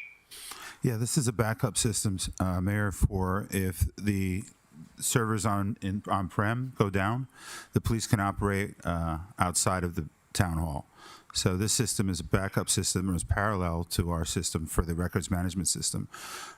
If our town We hall, had that in place already. no, we do not. Okay. Any other questions? Discussion? No. No. Ashura, I'm just going to call on you when you do this because I can't see you. So any discussion? No discussion. Okay. All right. I'll entertain a motion to approve purchase of the backup system for the police department not to exceed $20,000. I'll make a motion to approve 7.9, motion to approve the backup system for the police department. Microphone. Second. All right. You want me to repeat it? No, we're good. Vice Mayor. I didn't hear you. I'm sorry? I don't What, think anyone heard You you. can't hear me? Say it again. All right, the question was, the motion is to approve the purchase of the backup police department not to exceed $20,000, item 7.9. Looking for a second, please. Second. Okay. All right, roll call. Vice Mayor Kashem, Yes. Acting Clerk Commissioner Morissette, Yes. Commissioner Mohammed, Yes.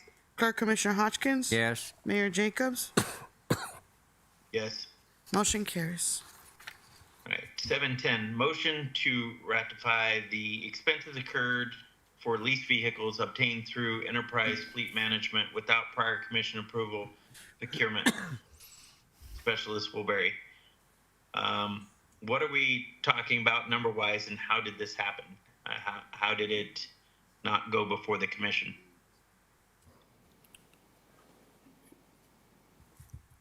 It was workshopped. James is coming up, Mayor.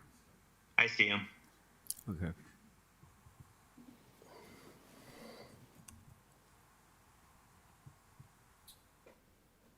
Should I request permission to be recognized by the? Push the button. No, go ahead. I see you. Yeah, Okay, just thank you, ask- commissioners. state your name. Stephanie couldn't be with us tonight, so I'll be backfilling for her. Just wanted to clarify specifically what happened in this case. We have an ongoing agreement with Enterprise that was signed back in 2020 or so, and so it gave the department heads leverage or permission to renew those contracts whenever they wanted to refresh their vehicle fleet. It's an ongoing contract, and so at the time when their vehicles were up for renewal, they all have 5-year lease periods. And so once the lease period expires, the renewal is automatic. And in this particular case, we had 16 vehicles renew at the same time, so it was just a timing quirk. It happened at the end of last year, and the minute that we realized what happened, we immediately brought it to the commission's attention during the last workshop.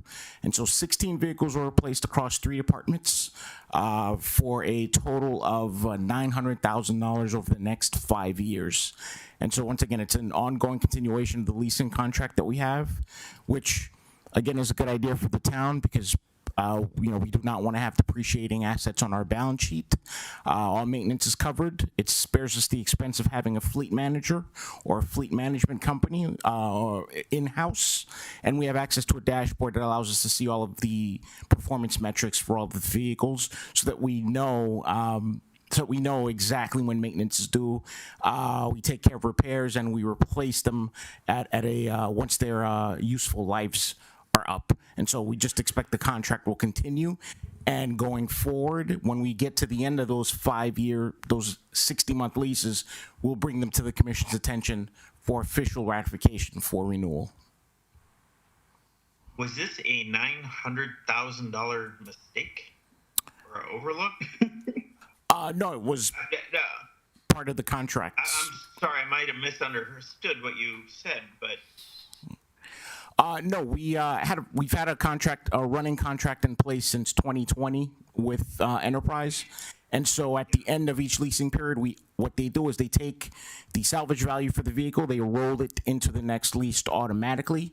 Unfortunately, we had 16 vehicles come up at the same time, and so it was an oversight. But each department head had leeway to approve the leases, but of course we wanted to bring it to the commission's attention once we saw the size and scope of the renewals. But going forward, once these 60-month periods are over, we are officially supposed to bring it to the commission's attention. okay, so again, I'm all right. Okay, someone raise their hand. Sure. Okay, I see it. Sorry. Sure, go ahead. That must be you. I'm sorry. I didn't. Yeah, that's me. I didn't know how to kind of let you know that I wanted to be recognized. Just unmute. I can see it when you unmute, so we can just do that. That's fine. Okay, thank you. So I know you have some questions. I have some questions too. I'm just looking at this and this has been like a year and a half of this not coming before this commission. The first vehicle I see was dated October 7, 2024 for a delivery date. So I'm a little confused as to 16 cars over a year and a half, why no one thought that it should come to the commission. and I'm not blaming you, James. I just, like, this is literally like starting from, oh wait, I'm sorry, it goes back further, August 9th, 2024. So, Yes, there have been previous renewals. This was just an event where 16 came up at the same time from expiring contracts. We apparently did not have a process in place to bring it to your attention each time a certain number of vehicles reached their renewal phase. And again, this was a case where we saw the billing, we saw the total for the renewal, and we said, all right, we'll put this on the next workshop and let them know immediately. But it because of the timing quirk, we weren't able to do it earlier. Go ahead. I mean, you have the second longest experience here. When you got vehicles, didn't they always come before the dais? I thought they always came before the dais. Whenever we were getting cars, whether it was for the building department, police department. Well, I would go any department. even farther and say I sat up here on the dais on Halloween with my kids in uniform or costume, waiting to go trick-or-treating while we sat up here discussing a golf cart and over. Every vehicle has always come before the commission. Okay, so I just wanted to put that out there so that, moving forward, because I think we need to do some workshops where the purchasing policy is kind of like fully trained. If the attorney can kind of schedule that with all our staff members so that things like this will not slip through the cracks, because of the fact that it's always come before. Every vehicle that we purchased for the town has always come before us. And I'm noticing, I see the nice van that we have now, and I'm like, wait, that van didn't come before us. Nice van that we got in Public Works. I love it.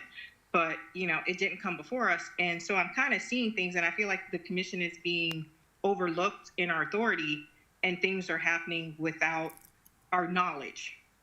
And I think that there needs to be some kind of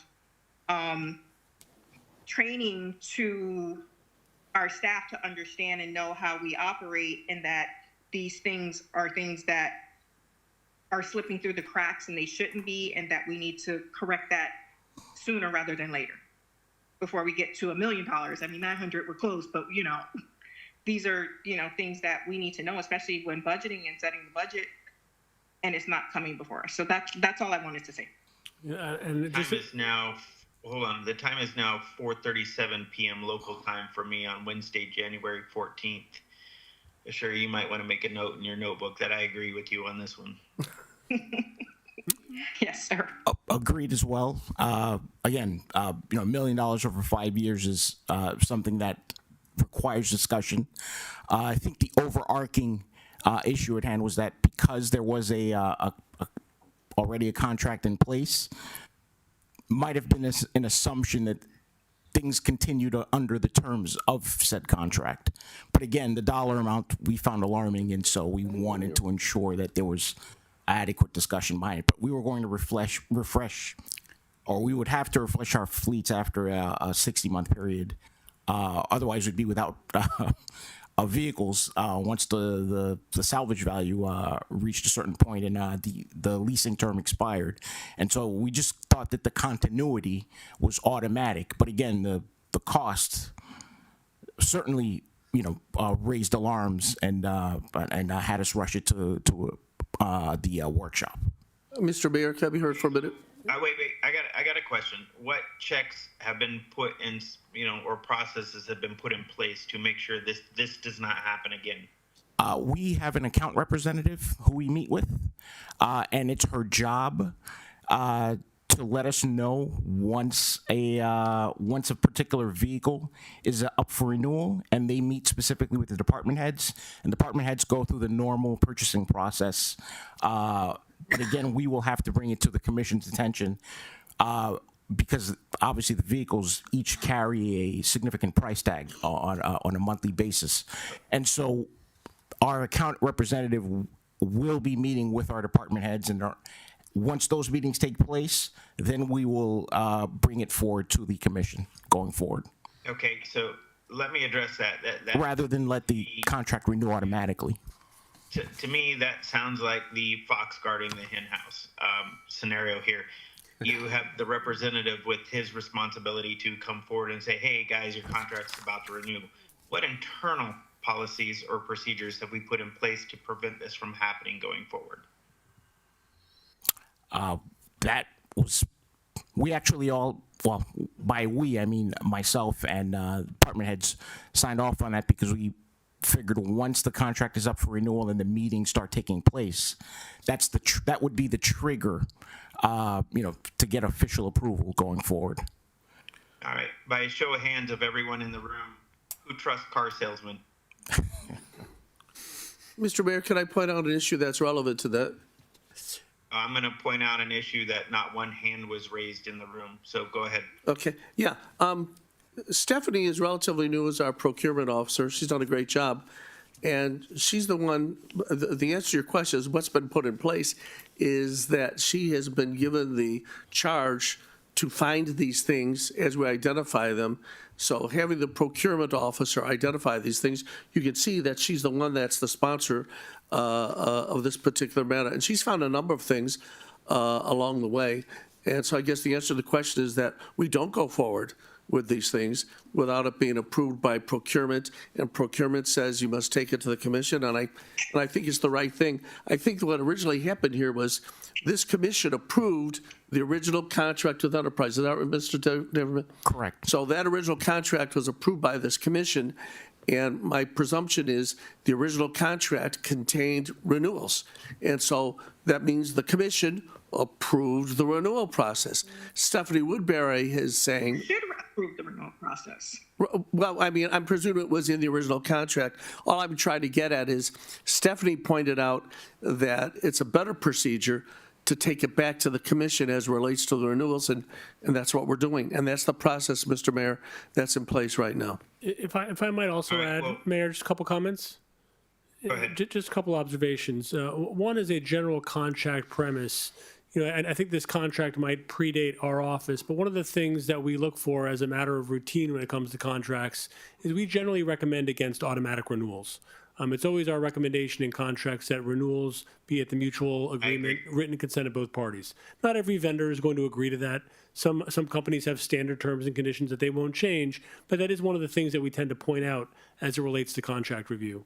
With regards to training, I'd also offer that I know we've got a procurement consultant who's been working with your professional staff who's been excellent as it relates to that process.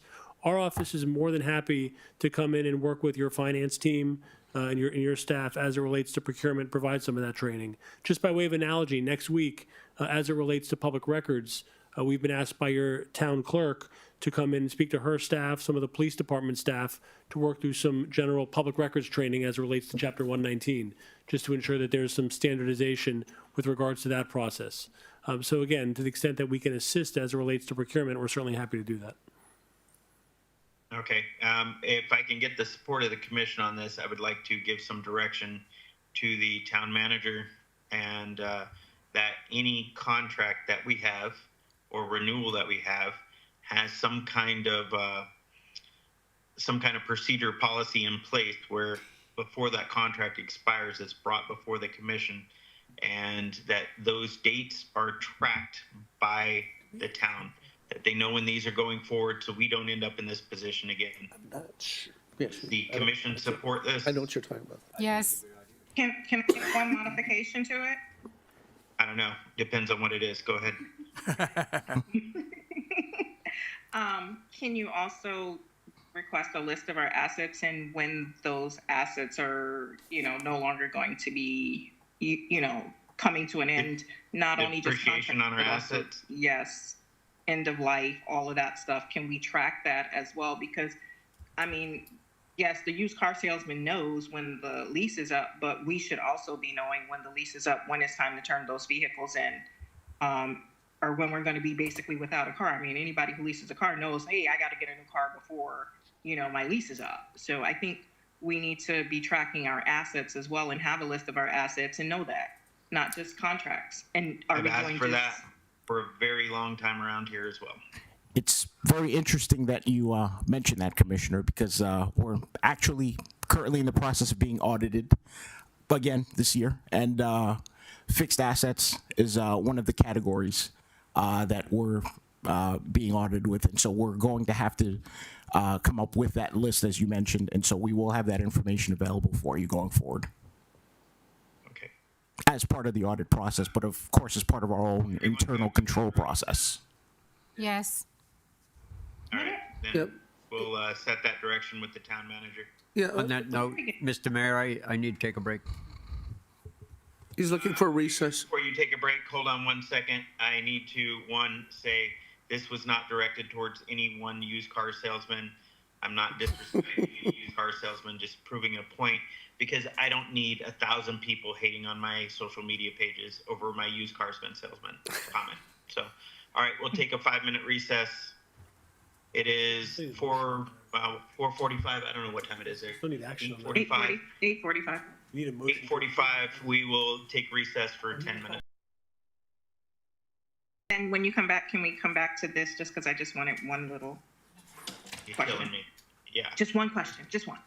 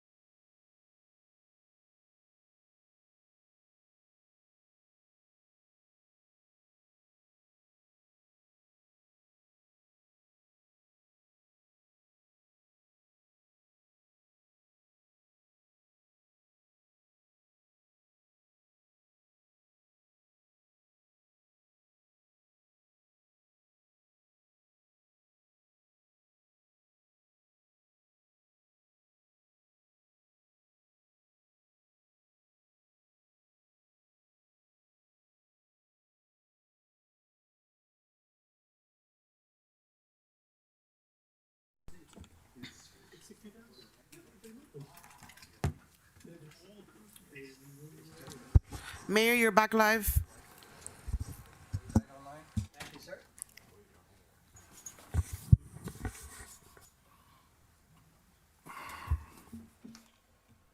Are we back live? Yep. Oh, we were at 7:10. Yeah, Mr. Mayor, you still need a vote on 710. Time is now 8:58 p.m. We continue on. Let's see here. 7:10. Did I get to ask my one little question? Oh, well, yeah, I promised you could ask a question. Go for it. Thank you. I just want to know where we are with the contract manager. We've been having that discussion forever and a day. I couldn't tell you because we have, but I think last we discussed, I don't think a title of manager was appropriate for it, but a contract something or other. But, No, contract manager to oversee the Okay. contracts, like the contract director, just overseeing, dealing with, because like there are certain problems that we have, like. with I know expand- we've talked about this for the 7 years I've been here. Yeah, if I can address that, I mean with Mr. Frischman regarding the issue brought up regarding planner, and a couple of other items like that. So he'll be looking at the terminology and description for a job description. But I think that we'll try to get some input from the members of the commission on that, especially Commissioner Mohammed, if you can. I just want to make sure that the terminology in the job description satisfies our requirements. The job Okay. description, Well had written it, so it's in the book. And even Yolanda had revised the job description.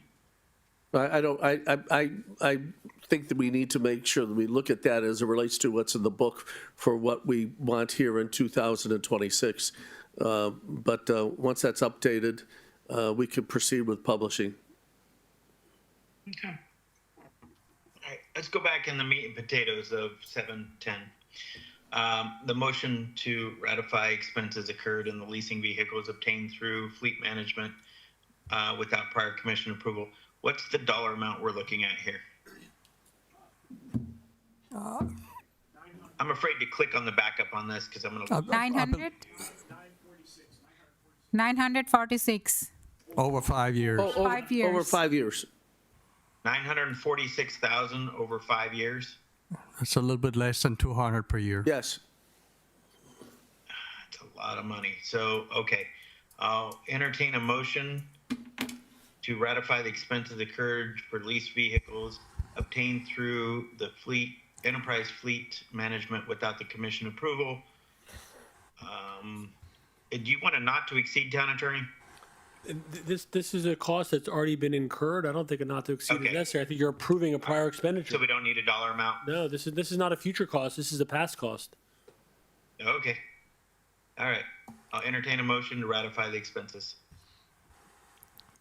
I'll make a motion to ratify the expenses incurred for the leased vehicles, 7.10. I second. There you go, That's lady. fine. Ladies first. All right. Roll call. Commissioner Mohammed, Yes. Mayor Jacobs, Yes. Vice Mayor Kashem, Yes. Clerk Commissioner Hodgkins, Yes. Acting Clerk Commissioner Morissette. Yes. Motion carries. All right. Looks like Mr. Michael V is coming up here. 8.1, applications and public hearings. This will be resolution number 2026-006. Town attorney. Thank you, Mr. Mayor, Commissioner. For the record, 8.1 is a quasi-judicial item. This is the consideration and approval of a sign variance. File number 25 SV02. The applicant is the Lucky Cigar Corporation. Their address is 2865 Southwest 30th Avenue. Their request, as I'm sure Mr. Vandermeulen will speak to, is 2 variances from the city sign code to increase the length and height to the east. The application requests a variance from section 21-20, which speaks to the lettering, and section 2120, which also speaks to the length. It is resolution 2026-006. a resolution of the Town Commission, the Town of Pembroke Park, Florida, approving the sign variance application number 25 SV02, granting 2 sign variances for the property located at 2865 Southwest 30th Avenue in Pembroke Park, Florida, finding for conflicts, severability, finding for an effective date, and it's just a matter of quasi-judicial procedure. The item has been properly noticed pursuant to the Town Code. You may recall a presentation at your recent workshop. The presentation by your planning consultant will be incorporated into the quasi-judicial record for record purposes, and I would just ask that anybody who's going to speak to the item this evening be properly sworn in by the city clerk, town clerk. Looks like Mr. Vondermeulen. Yeah, we have. Michael B. Well, okay, well, do you swear or affirm the testimony you'll give will be the truth and nothing but the truth? I do. Which is yes. Okay, and turn it over to Mr. Vondermeulen. Thank you. Yes, good evening, Mayor, Commissioners. This is one of 2 sign variances being requested tonight. The first one is for Lucky Cigar. As mentioned by the town attorney, it's 2 variances, one for the length and one for the height. There have been no changes in the presentation at the workshop. I can go ahead and proceed with another one if you like. The applicant is also here to answer any questions that you may have. And I'll stop the presentation there. All right, does anyone have any discussion or questions regarding Would you, this? Yeah, let's okay. see the presentation first. Commissioner, I'd like to see it, so I'll go ahead and make a brief presentation. This is the first one for Lucky Cigar. This is on Southwest 30th Avenue, and the land use is commercial, and the zoning is the mixed-use entertainment district. It's a 1/4 acre site, and it's one of the buildings that faces I-95 north of Hallandale Beach Boulevard. So these are the 2 variances. You can see the variance changes. It's an increase in 20 feet in the sign length, and for the letter height, it's an additional 10 inches. This is the existing elevation, and this is what the sign will look like as proposed and superimposed on the building. That's actually a nice looking sign. Yeah, as staff is recommending approval. Fits the building. It's very tasteful.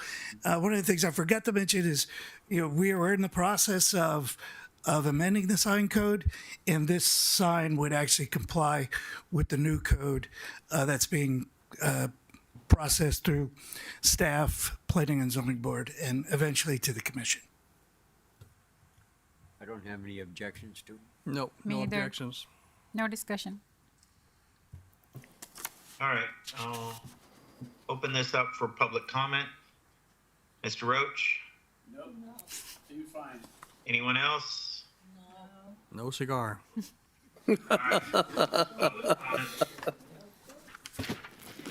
I'll entertain a motion for consideration of resolution number 2026-006. Motion to approve 2026-006. Second. Roll call. Mayor Jacobs, Yes. Clerk Commissioner Hodgkins, Yes. Commissioner Mohammed, Did she call me? Yes. Yes. Yes. Vice Mayor Kashem, Yes. Acting Clerk Commissioner Morissette. Yes. Motion carries. And for clarification, I was answering Ashura's question. If she called you, I said yes, not for her, but to her question. All right, 8.2, consideration approval of a signed variance. This will be resolution number 2026-007. You got to swear him in again? Yes, for the second item, Mr. Mayor, and again, just a couple preliminary comments for the record. This is also a quasi-judicial item referenced as file number 25 SV05. The applicant is O'Reilly's for the property located at 4700 West Hallandale Beach Boulevard. I'll let Mr. Vondermeulen speak to the nature of the request. The item is Resolution 2026-007, Resolution of the Town Commission, the Town of Pembroke Park, Florida, approving a sign variance application That's SV 25 SV 05, granting 3 sign variances for the property located at 4700 West Palmdale Beach Boulevard in Pembroke Port, Florida, providing for conflict, severability, and providing for an effective date. Again, the workshop presentation that was previously made will be submitted as part of the quasi-judicial record for tonight's public hearing. And I just ask that Mr. Von der Meulen again be sworn in and that the testimony he gives this evening will in fact be the truth and nothing but the truth. I do. Thank you very much. Good evening again, Mayor, Commissioners. Mike Von der Meulen for the record. This is for the O'Reillys on Hallandale Beach Boulevard, 4700 West. This is an area of the property. These are the 3 sign variances. Again, letter height, the sign length, and this one also includes the sign area. This is the current existing elevation, and this would be the proposed elevation for the building. Again, this sign would actually meet the proposed sign code, and therefore staff is recommending approval of these variances as well. Also, the applicant is here to answer any questions you may have. Any questions from the dais? No, it balances the building well, so I have no objections. No, I don't either. Sure, I saw you beep. No questions. Okay, then mute for me so I know when you want to talk. Sorry, okay. Thank you. And I will open this up for public comment. Mr. Roach or anyone from the public? Nope. He waved his hand. That says no. Looks good. All right. Close public comment. I'll entertain a motion to approve ordinance or resolution number 2026-007. Make a motion to approve resolution number 2026-007. Second. Roll call. Acting Clerk Commissioner Morissette, Yes. Clerk Commissioner Hodgkins. Yes. Mayor Jacobs, Yes. Vice Mayor Kashem, Yes. Commissioner Mohammed. Yes. Motion carries. Thank you very much. Thank you, Michael B. Have a good day. Ordinances, second reading, 9.1, consideration and approval ordinance amending the purchase thresholds. Ordinance number 2026-001, Town Attorney. Thank you, Mr. Mayor. For the record, the item is an ordinance of the Town of Pembroke Port, Florida, amending Chapter 2 of the Town's Code of Ordinances entitled Administration, specifically amending Article 5 entitled Procurement, amending Section 2-128 entitled Procurement Amount Thresholds, amending the procurement threshold for the town's acquisition of goods and services, providing for consistency with the town's purchasing manual, providing for codifications, providing for conflict, severability, providing for an effective date. Mayor Commission, you'll recall back, I believe it was in November, your procurement consultant, Ms. Rockfeld, came to the commission, stood at the podium, and provided an analysis and a sort of a benchmark comparative breakdown of the purchasing thresholds for a number of municipalities throughout Broward County. The commission had supported Ms. Rockfeld's recommendation, which was subsequently embraced in the ordinance before you this evening. The item was approved on first reading. It does increase the procurement thresholds pursuant to that prior discussion. It's as it was drafted during first reading. There have been no changes between first and second. It's for you this evening for final consideration. And Mayor, this item is a public hearing. All right, I will open this up for public comment. Mr. Roach or any members of the public? Nope, it's fine. Nope. All right. Then I'm going to open this up for discussion, and I'd like to start the conversation here. As extending from our last and previous commission meeting, I'm seeing that we really don't have a lot of oversight in our finance department, and the fact that we just found that we had a almost $1 million oversight in our finance department. And I really have a hard time raising this threshold now after recent events over the last couple weeks since the last time we had a reading. I have some serious concerns about our finances in the town, and making it clearly aware all 5 of us sitting up on that dais are fully responsible for every dollar in this town. So lack of oversight, I have a problem raising these now. It's bothering me. I don't know about any of you, but that's my thoughts on this. and I will open it up for anyone else that wants to speak. Sure, agree. go ahead. I see you unmuted.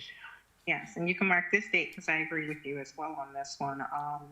I stated before I felt uncomfortable with raising the threshold, especially when procurement seems to be questionable. And I think that our departments need more training on procurement. And I think we need more oversight on, what's being spent and the fact that we're not getting accurate information. Town clerk, please note the time is 9:13 p.m. on Wednesday, January 14th, where Commissioner Mohammed agreed with me on something. Well done. That's twice in one day. I know that I don't know what's going on here. Scary. Don't make us Must be the suspicious. cold air getting to me. All right, anyone else? Nope. I'd like to hear input from the rest of the commission on this, because this is a critical matter that affects all of us here in Pembroke Park. When it's appropriate, Mr. Mayor, I did want to interject something. Go But ahead. I'll defer to the commission if you want to, Your Honor.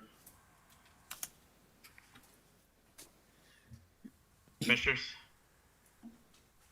Any input from anyone? No. No, we discussed this already. Yeah, we kind of went through this already. So.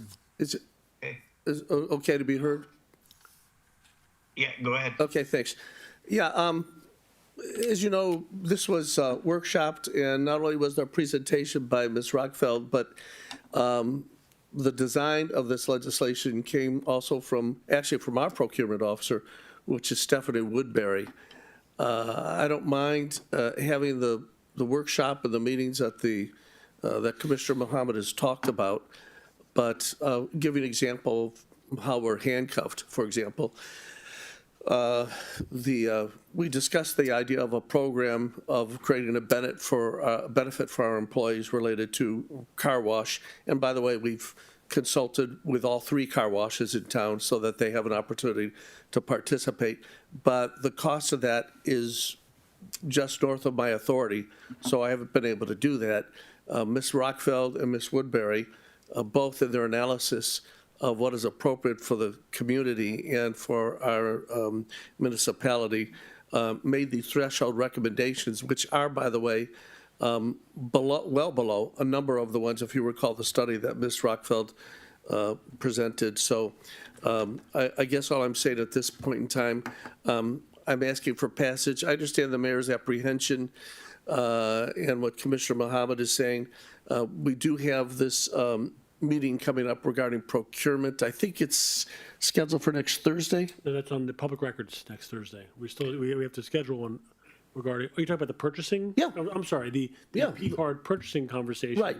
Is currently scheduled for next Thursday, subject to availability, but yes, that is scheduled Yeah, for next Thursday. and I believe we're going to be covering other procurement issues as well. So, and the law director will come back as a result of that. I'm sure I think Commissioner Mohammed is going to participate in that. I think we've asked her to give her input in that. But at this point in time, being handcuffed this way has been difficult. As you know, the auditors are doing our second audit right now, and we're having great success in making sure that we get our citations to an absolute minimum. And citations contained in the last audit that we had are citations that were for events that occurred prior to the arrival of Mr. Daverman or myself. Given that, we'd ask for the opportunity and ask for the majority of this commission to give us the flexibility that we need at this time. All right, and I'm just going to put my 2 cents into this. Became aware tonight at this meeting that we had a almost nearly $1 million blunder here in the town. I have concerns about spending in the town, and I understand what you're saying about the thresholds. I understand the study, and I did agree with it on the previous meeting. As we are a commission form of government, we do have a great deal of accountability, as we don't have any oversight from the commission and finance currently. I really have a problem with upping these thresholds without the accountability and someone paying close attention to what is going on the financial side here in the town, because it puts all of us in that position. So that said, any other commissioners have any comments or anything they want to add? Yeah, it was my understanding from what Mr. Davidman said is that that it seems like the issue of the automobiles, that it came, that instead of coming like 2 every month or whatever, however it's generated, but they all seem to come at one. It's like when you get a bill that's due for the whole year instead of every month, and it came that way. Is that the way it went?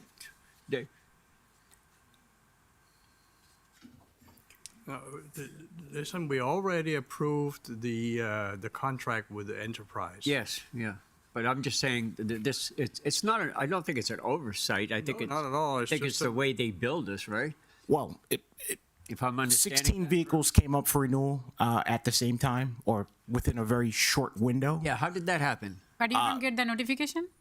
We did get once we saw it, that's when we said, oh, we have to workshop this or we have to get this in front of the commission officially because the approval was automatic based on based on how the contract was constructed.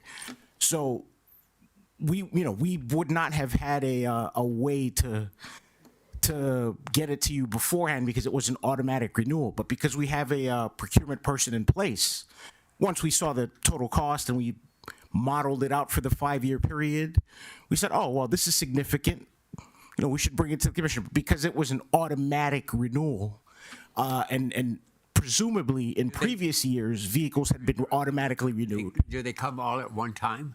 Yes. Single vehicle? Yes, these 16. And presumably in previous years, whenever your lease period ended, vehicles would be automatically renewed. I was not here, in 2024, 2023 to see how that process had played out originally. But once we saw the impact, we brought it to your attention. But because it was an automatic renewal, that would have happened with, now, of course, you still needed the okay from department heads. But again, if they were also under the assumption that the automatic renewal was commonplace or standard practice, they would not have necessarily questioned it either. But I would not go so far as to, call it a blunder, so to speak. This was something that we set up as part of our contract, and the prevailing notion in years prior was that once something was under contract, from a procurement standpoint, it was fine. But again, we have a new procurement person in place. She looks at everything, with a fine-tooth comb, and she draws attention if something. Hold on. And she draws attention when something looks like an outlier. Hold on a second. You're trying to compare apples to golden doodles. Two completely different discussions here. Okay. The oversight of this is just part of the problem. From the dais, which commissioner is monitoring the expenses every month in the town? What we're spending? Who's looking over the invoices? Who's looking over the receipts? Okay, let me do this another way. We spend on average about $1.5 million per month, and that's been. Does everyone on the dais? Hold on. Does everyone on the dais know exactly the number of in their bank account, of their checking account right now? Yeah. Yeah, pretty good. Okay. What do we have in the town's account right now? Commission, all 5 of us. Oh. What's the exact dollar amount in our account? And I'm not asking the finance director. You can't ask that because that varies every day. Yeah. It does. By the hours. It does. Yeah. But which one of you is overseeing this every day or once a month, or at least kind of going in and seeing what's going on and monitoring the numbers as they go through the town? That's my point. But that's what I'm trying to make. But that's getting away from the subject at hand. The subject at hand is about the vehicles, and I'm wondering how that we get a bill more or less for 20 vehicles.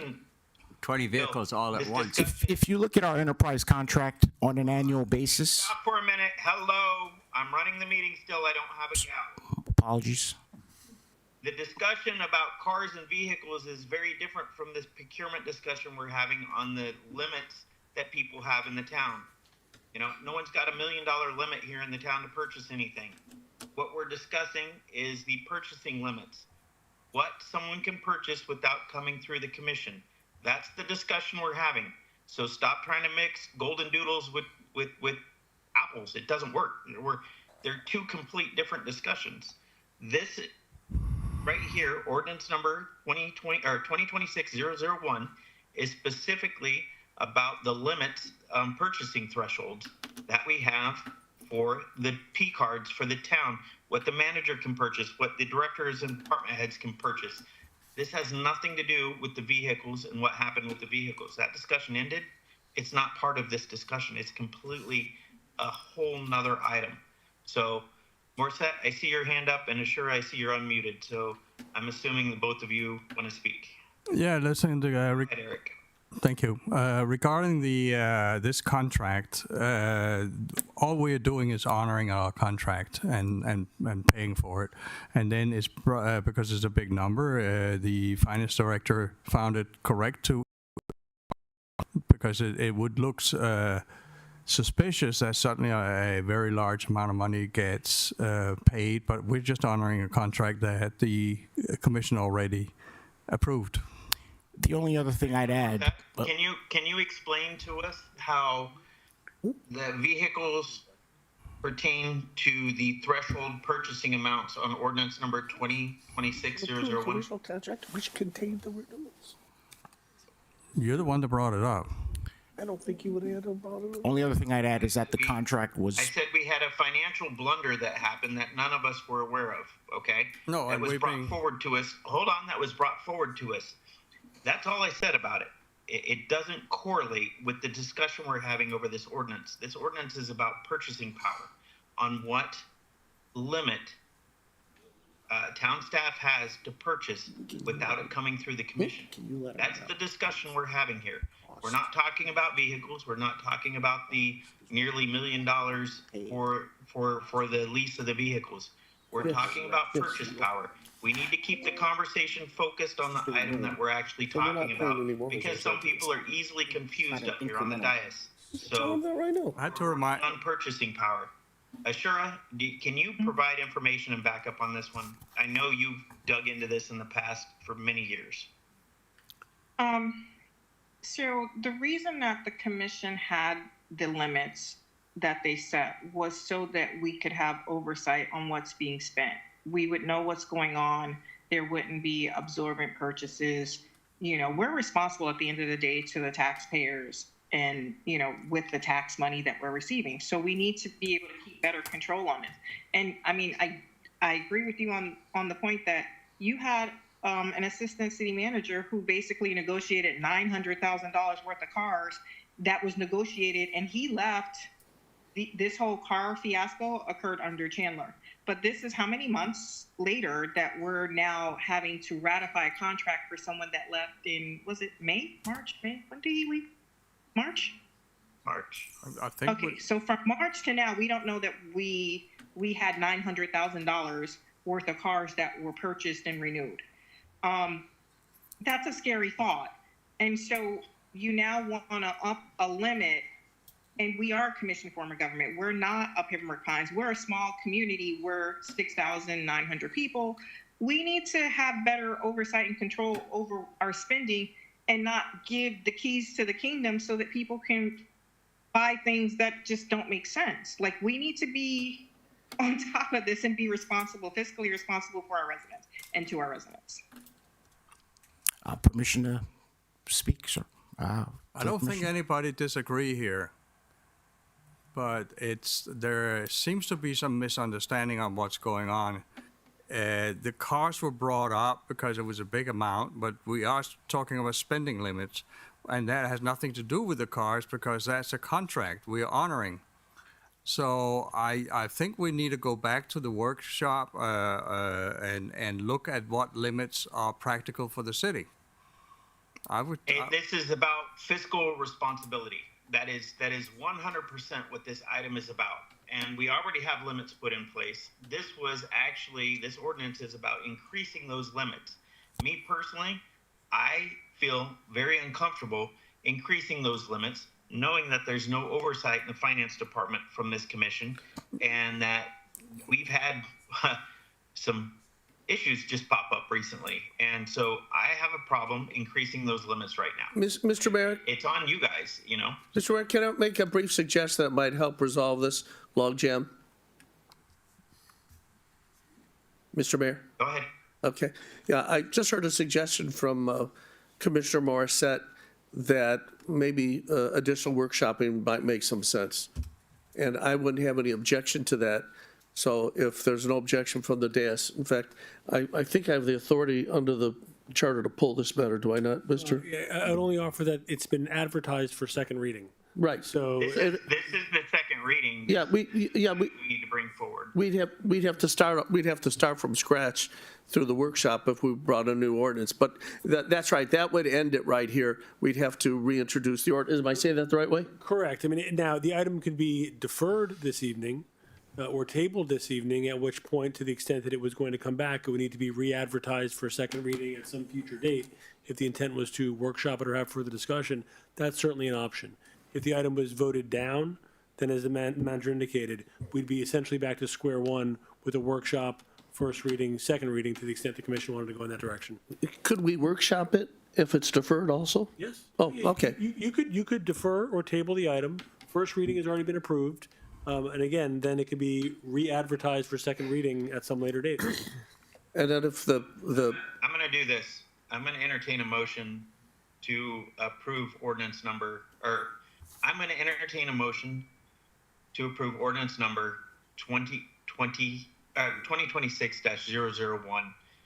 And we're going to move this forward. The town needs to move forward. We can't keep dragging things out over and over again. So I'll entertain a motion for this ordinance. May I, before we entertain a motion? I just want to make a short comment because we all here on the dais have the same interest on checks and balances here. But we did do the audit last year on time, and it was approved by the audit, and it was very well done. And we're already in the process of doing this year's audits to be on time. There is good oversight of our finances here. If you want to improve it, I agree with you. We'll have to put in a system to. We have appointed the vice mayor to have it as an oversight. She can sit down once a month with the finance director if the day is approved to do that. But Actually, it is the commissioner's responsibility over the finance department. That is the vice mayor's position. I know. Charter, it specifically states that in the charter. So I've already asked for to entertain a motion on this. We can have discussion after we entertain the motion. So is there a motion to approve ordinance number 2020? I make a motion to. 01? I make a motion. I'm sorry, I didn't hear you. Okay.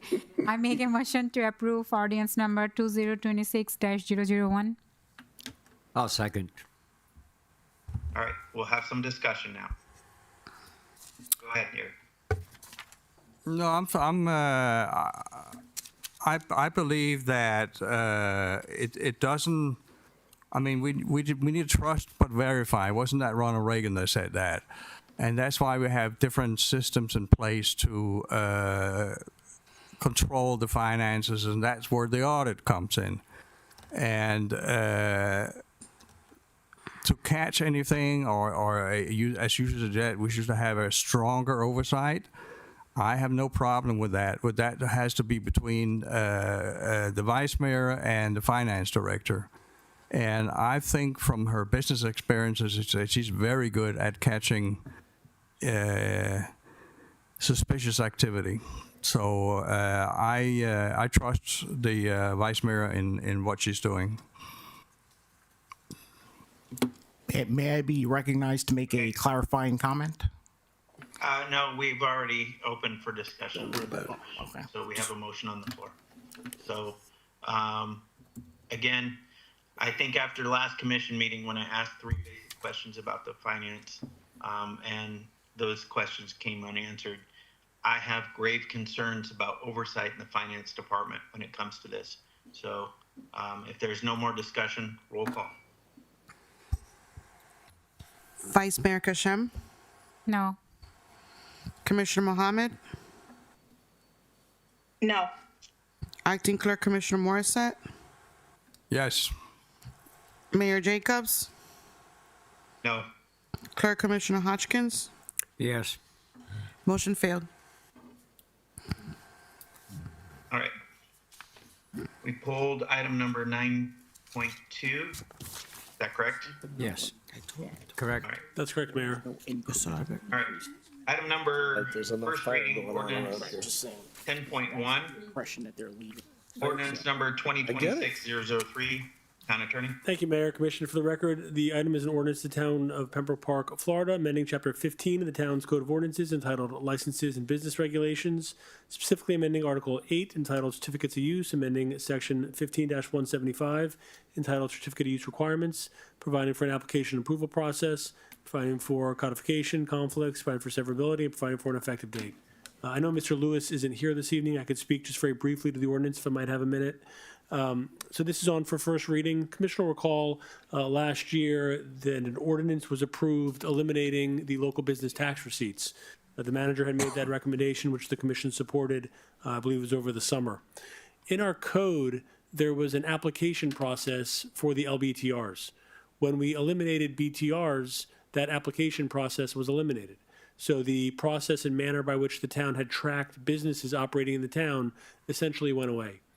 Your professional staff, which we supported late last year, recommended taking the BTR application process and essentially copying and shifting that application process over to the certificates of use, which is a separate approval process in the building department that's administered for the operation of businesses in the town. This essentially is a copy and paste job from your prior application process with just a couple minor changes. You'll notice on the dais this evening, there were some changes to the ordinance that were made. I believe it was added to the agenda more recently, but I also want to thank Commissioner Mohammed. She and I did have some discussion. She provided a couple comments on this item. There's been just a minor change made with regards to home businesses as it relates particularly to certain noise that may come out of home businesses. We wanted to be clear that there was no impact on appliances and other personal use devices in homes, as well as certain limitations regarding numbers of employees.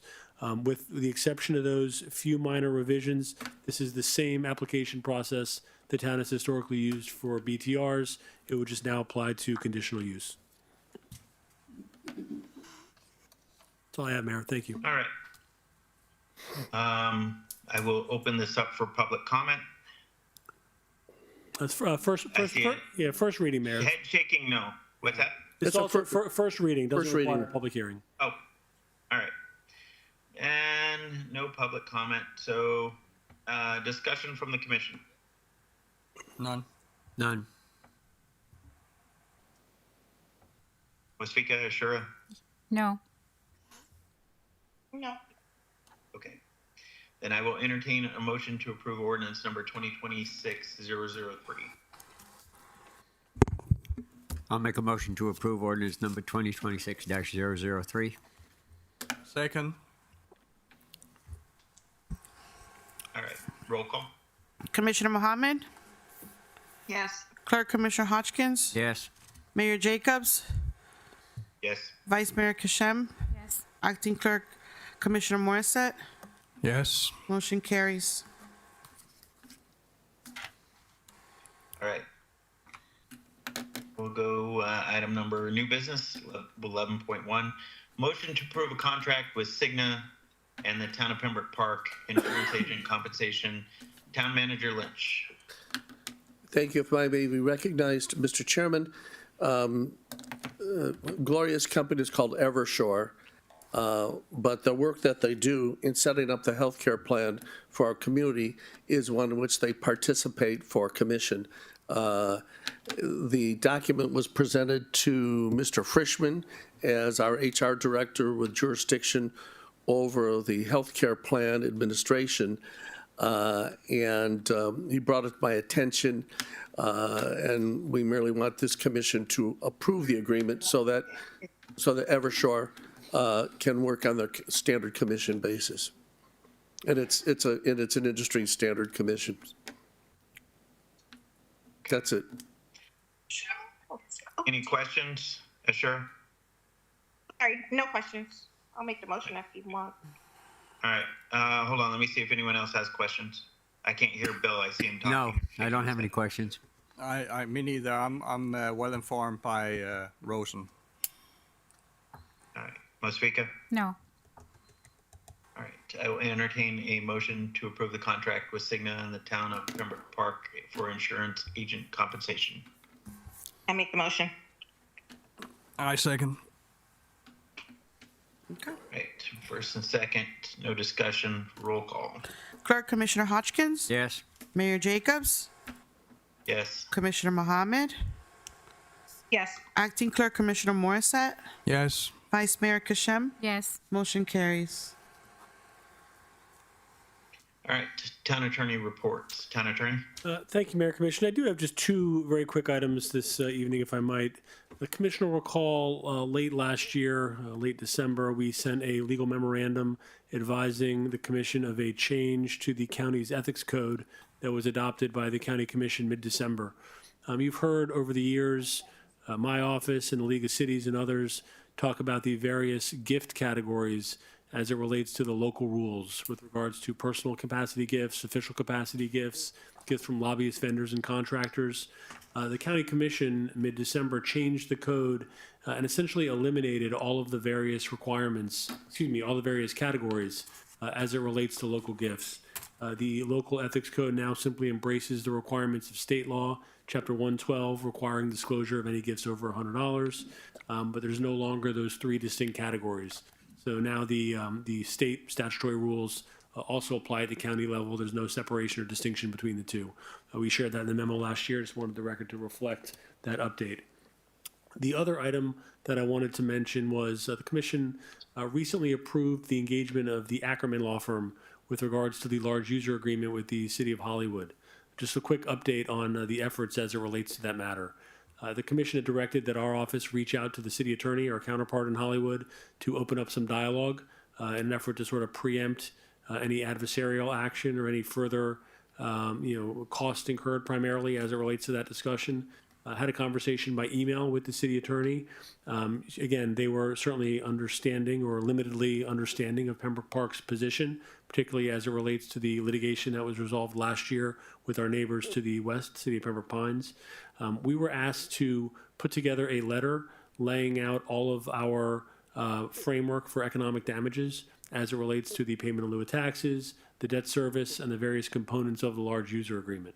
We've spoken with our colleagues at Ackerman, the Commission approved. We also, at their recommendation and with the approval of the town manager, engaged Mr. Kevin Kwan of the Ekara firm. They're a consulting firm. They were the economic damages expert witness for the City of Pembroke Pines in their litigation. The engagement was within the manager's spending authority. It was a limited engagement for the specific purpose of finalizing the actual numbers as it relates to Pembroke Park's economic damages. We're working with Mr. Kwan and his team, along with the Ackerman team, to finalize a letter to the City of Hollywood, which will lay out all of the various claims as it relates to potential recovery from the town. We're hopeful that that initial sort of opening correspondence will start the conversation, hopefully end the correspondence, given the understanding and history as it relates to the issue. In the event that we are not able to reach a resolution through that sort of substantive and detailed correspondence, we'd then bring the matter back to the Commission, potentially to initiate what's called a Chapter 164 process, which is the dispute resolution process for local government in the state of Florida. Before we end up in the courthouse, there's a resolution that needs to be adopted laying out our various grievances. They would all be reflected in that letter to the City of Hollywood. And that would sort of set us on a path as it relates to an adversarial process, starting with a meeting with our town manager and his counterpart, followed by a joint meeting between our town commission and the city commission. And if we're not able to resolve the issue through those process, we could then get into the courtroom. Again, we're certainly hopeful we can resolve the issue through some dialogue, given some of the history here. The good news is Mr. Kwan has all of the data from the Pembroke Pines litigation. He has all of the Pembroke Park data. He has all of the numbers for all of the large users. So he's already done the homework. He has the methodology that they've used before. So it's simply a matter of plugging in the numbers with our specific data for our economic damages. So I just wanted to give the Commission a quick update on that process. So, Mr. Attorney, I also got some information that if this went through and we did all the adjustments and everything, what would we receive maybe get eaten up by attorney fees. And the commission spoke to that. 'Cause again, when the commission approved the Ackerman agreement, we know that they're a high-priced national law firm. I mean, I look at their hourly billing and I start to think I'm in the wrong line of business. So the commission was very aware and very mindful of that fact. I mean, we know if the town stands to recover some $400,000 or $500,000, depending on what the economic damages is. You don't want to throw good money after bad. You don't want to spend $400,000 to recover $300,000.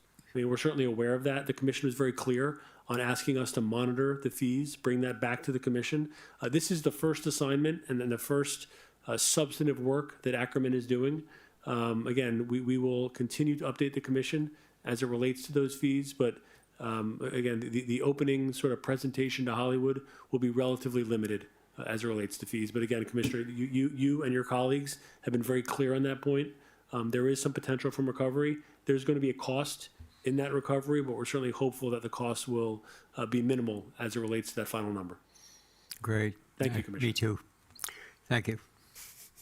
Town Attorney, I should have talked to you prior to about this, but could you do me a huge favor here and update the commission on where we're at with the Babette Friedman case and how it relates to myself? Yeah. And where the case is at now and what's gone on with it so far. Sure. This was the case, the commissioner will recall, that was filed by the former HR director. It was a federal court case. There was a trial in the federal court. The town prevailed at the trial, you may remember, and Ms. Friedman had appealed that decision to the 11th Circuit Court of Appeals. The town, through our insurance defense counsel and to their credit, prevailed on the appeal. So every step of the way thus far, and I've tried to keep the commission up to date as it relates to that issue, we have come out, again, as the successful, litigating party in both actions. There's a separate state court case that Ms. Friedman has filed, currently working its way through the circuit court. Again, our insurance defense counsel has been handling that matter on the town's behalf. They've been incredibly successful thus far.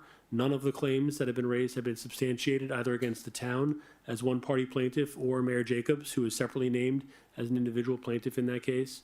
We're certainly hopeful and anticipating a similar result in the state court. Thank you. Thank you, Mayor. Thank you. Town Manager. Just briefly, I'm going to raise a topic for all of you that has cause for great joy and excitement. There is a field that I've been plowing for many, many months. I'm speaking figuratively because the field is that of Nutex Corporation. For a number of reasons, due to some internal issues over at Nutex, they had put on hold, it's basically some design issues they had, the implementation of the micro hospital next to the Wawa. So I have been in touch with them on a very regular basis to encourage them, entice them, and cajole them into making sure they go forward with the project. Yesterday, the new project director of that institution came all the way from, I think originally came from Boston, to meet with myself, with Emmanuel and Grace, and all the various members of our department, absent Jeff. And the project is back online. We are quickly fast-tracking the redesign. I told you they had some design issues. We are fast-tracking the redesign. And the best news of all is we're now in the planning stages for a press conference for them to talk about a hospital coming to our beloved town. And it's not just because of that hospital. These micro hospitals tend to be an igniter for the neighborhood in which they're located. That is, a physician office building to service clients of the doctors on an outpatient basis frequently are the offshoots of things of this nature. They're spending a lot of money with a lot of professionals, and we could not be happier in that regard. And again, I'll be conferring with all of you on an appropriate date. We've had some discussion about this for a while. In fact, the mayor and I think we discussed this, I don't know, Mayor, probably about a year and a half ago. We originally discussed this, And prior to that time, he had been involved in the inception of this project. So it's great to say that we're bringing it to fruition, and it will be a game changer for economic development up and down Hallandale Beach. That's my report, Mr. Mayor. All right, I want to add to that just a little bit because when that property, if you guys remember what it looked like, it's roughly 14 acres in size, and it had footings in it for years and tied up in the Miami-Dade County courts, even though it was in Broward County. This property was a disaster for a long time. Now, when this company came forward to bring in, the Wawa was the main business to put in here, and that came with the storage unit, unfortunately, our storage building. Unfortunately, we do not need more storage, self-storage, but it's a very profitable business. Thing was, they were trying to put in a fast food place. Fast food kills people. Hospitals save lives. I wasn't a fan of fast food coming in. We do have an aging community, and then they brought forward the idea of it's a full hospital. It's just not designed for overnight. And the way their treatment works is you're usually in and out within an hour. So they try for a shorter time. I can say personally, I went to one of these facilities on an injury on my foot, and I was in and out in a short amount of time.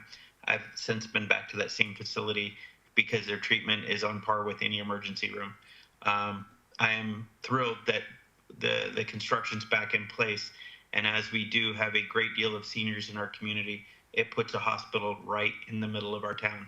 It makes this better for every single person and resident in Pembroke Park, along with the business owners as well. All right, moving forward, Commissioner Mohammed. No comment. Acting Clerk Commissioner Morissette. No comment. Clerk Commissioner Hodgkins. No comment. Vice Mayor Kashem. No comment.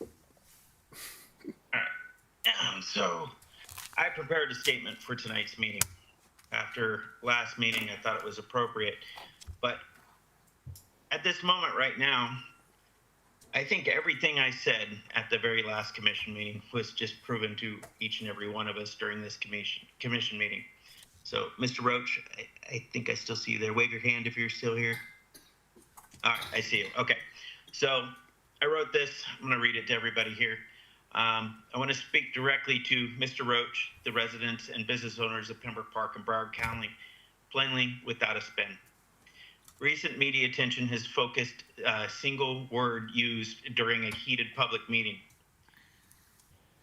What has been conveniently ignored was similar language was used by others at the same meeting.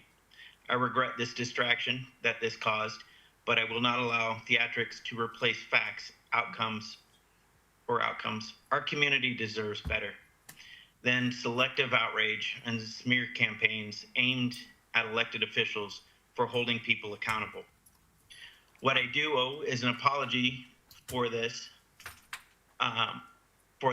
The continued failure of the town to deliver timely results. For the past 7 years, I have worked relentlessly to correct deep systematic problems and push forward critical infrastructure projects that continue to stall. This commission, we raised our salaries to $70,000 per year, yet the basic question about departments often go unanswered. Accountability has been optional and leadership inconsistent. I'm one of the commissioners. I hold 20% of the vote, not the control of the outcome. Instead of focusing on fixing the town, the commission spent nearly $300,000 attempting to wrongfully remove me from the dais. False and frivolous allegations have been made, lawsuits have been filed and dismissed. My home has been targeted with baseless code complaints, vandalism, and worse. My wife and children have been stalked and threatened. I have been accused of nearly everything imaginable, simply for insisting that people do their jobs and follow the law. Yet these facts rarely become headlines because damaging reputations is easier than reporting the truth. I apologize to the residents of Broward County for the multiple oversight agencies that have failed you. Formal complaints to expose fraud, waste, and abuse have gone unanswered. The Broward County Office of Inspector General, the Florida Ethics Commission, election authorities, and the Florida Attorney General's office have fallen short. When it comes to the checks and balances, they fail at every level, and the burden falls on individuals who are willing to speak up. I came forward as a whistleblower. I took an oath, and I've reported fraud, waste, and abuse properly and repeatedly, including within the Broward Sheriff's Office. Those reports were met with silence. That doesn't make the wrongdoing disappear. I've been quoted as calling the town a shithole. Content matters. When I was elected in 2019, the town's meeting minutes were more than 2.5 years behind. There was no functioning human resources department. The employee handbook was outdated since 1997, and there were no digital systems in place. Records were stacked in paper piles that resembled a hoarding situation. There hadn't been a town manager for over 2 years. Facilities were finances were improperly commingled. Long-term employees that had been here nearly 30 years didn't even know what their job descriptions were. The town was paying $3.5 million a year annually for inadequate law enforcement services where fraud, waste, and abuse was normalized. Infrastructure projects were endlessly redesigned, delayed, over budget, costing taxpayers hundreds of thousands, if not millions, with little to show for it. Some projects have sat so long, the funding had to be returned. It should never take years to repair elevators, replace windows, install generators, or fix roofs. Yet that is our reality in Pembroke Park. Lift stations, asbestos-laced pipes, failing underground utilities, and 191 known sidewalk trip hazards remain unresolved. One of the few major breakthroughs was the advancing cleanup of the long neglected toxic waste site under the EPA supervision during my last term as mayor. That too has been kicked down the road for years. Let me be clear for the record. From the moment I took office, I committed to reporting anything illegal, unethical, or immoral to the proper authorities. I have honored my commitment every step of the way, and claims to the contrary are false. I did not call 911. I followed the law. I hold my head high. I have always done my best for my neighbors, our business owners, and the town of Pembroke Park. I'm proud of the progress that has been made under the difficult and often hostile conditions. For a long time, for as long as I'm entrusted with this office, I will continue to fight for accountability, transparency, and a town that works for the people who live and invest here. We need to work together as a team, and that's the only way we're going to be able to move this town forward. As you saw tonight, by evidence that was brought forward in front of us, there's a lot of still remaining problems going on here in the town. So that's all I have to say for tonight. We'll move on to our announcements. We have a workshop commission meeting Thursday, February 3rd, 2026 at 6 p.m. Regular commission meeting will be Wednesday, February 11th, 2026 at 7 p.m. A special magistrate hearing Wednesday, February 18th, 2026 at 9 a.m. And I'll entertain a motion to adjourn. I'll make a motion to adjourn. Second. All right. Time is now 9:56 p.m. Wednesday, January 14th. Adjourned. Can someone rack the gavel for me?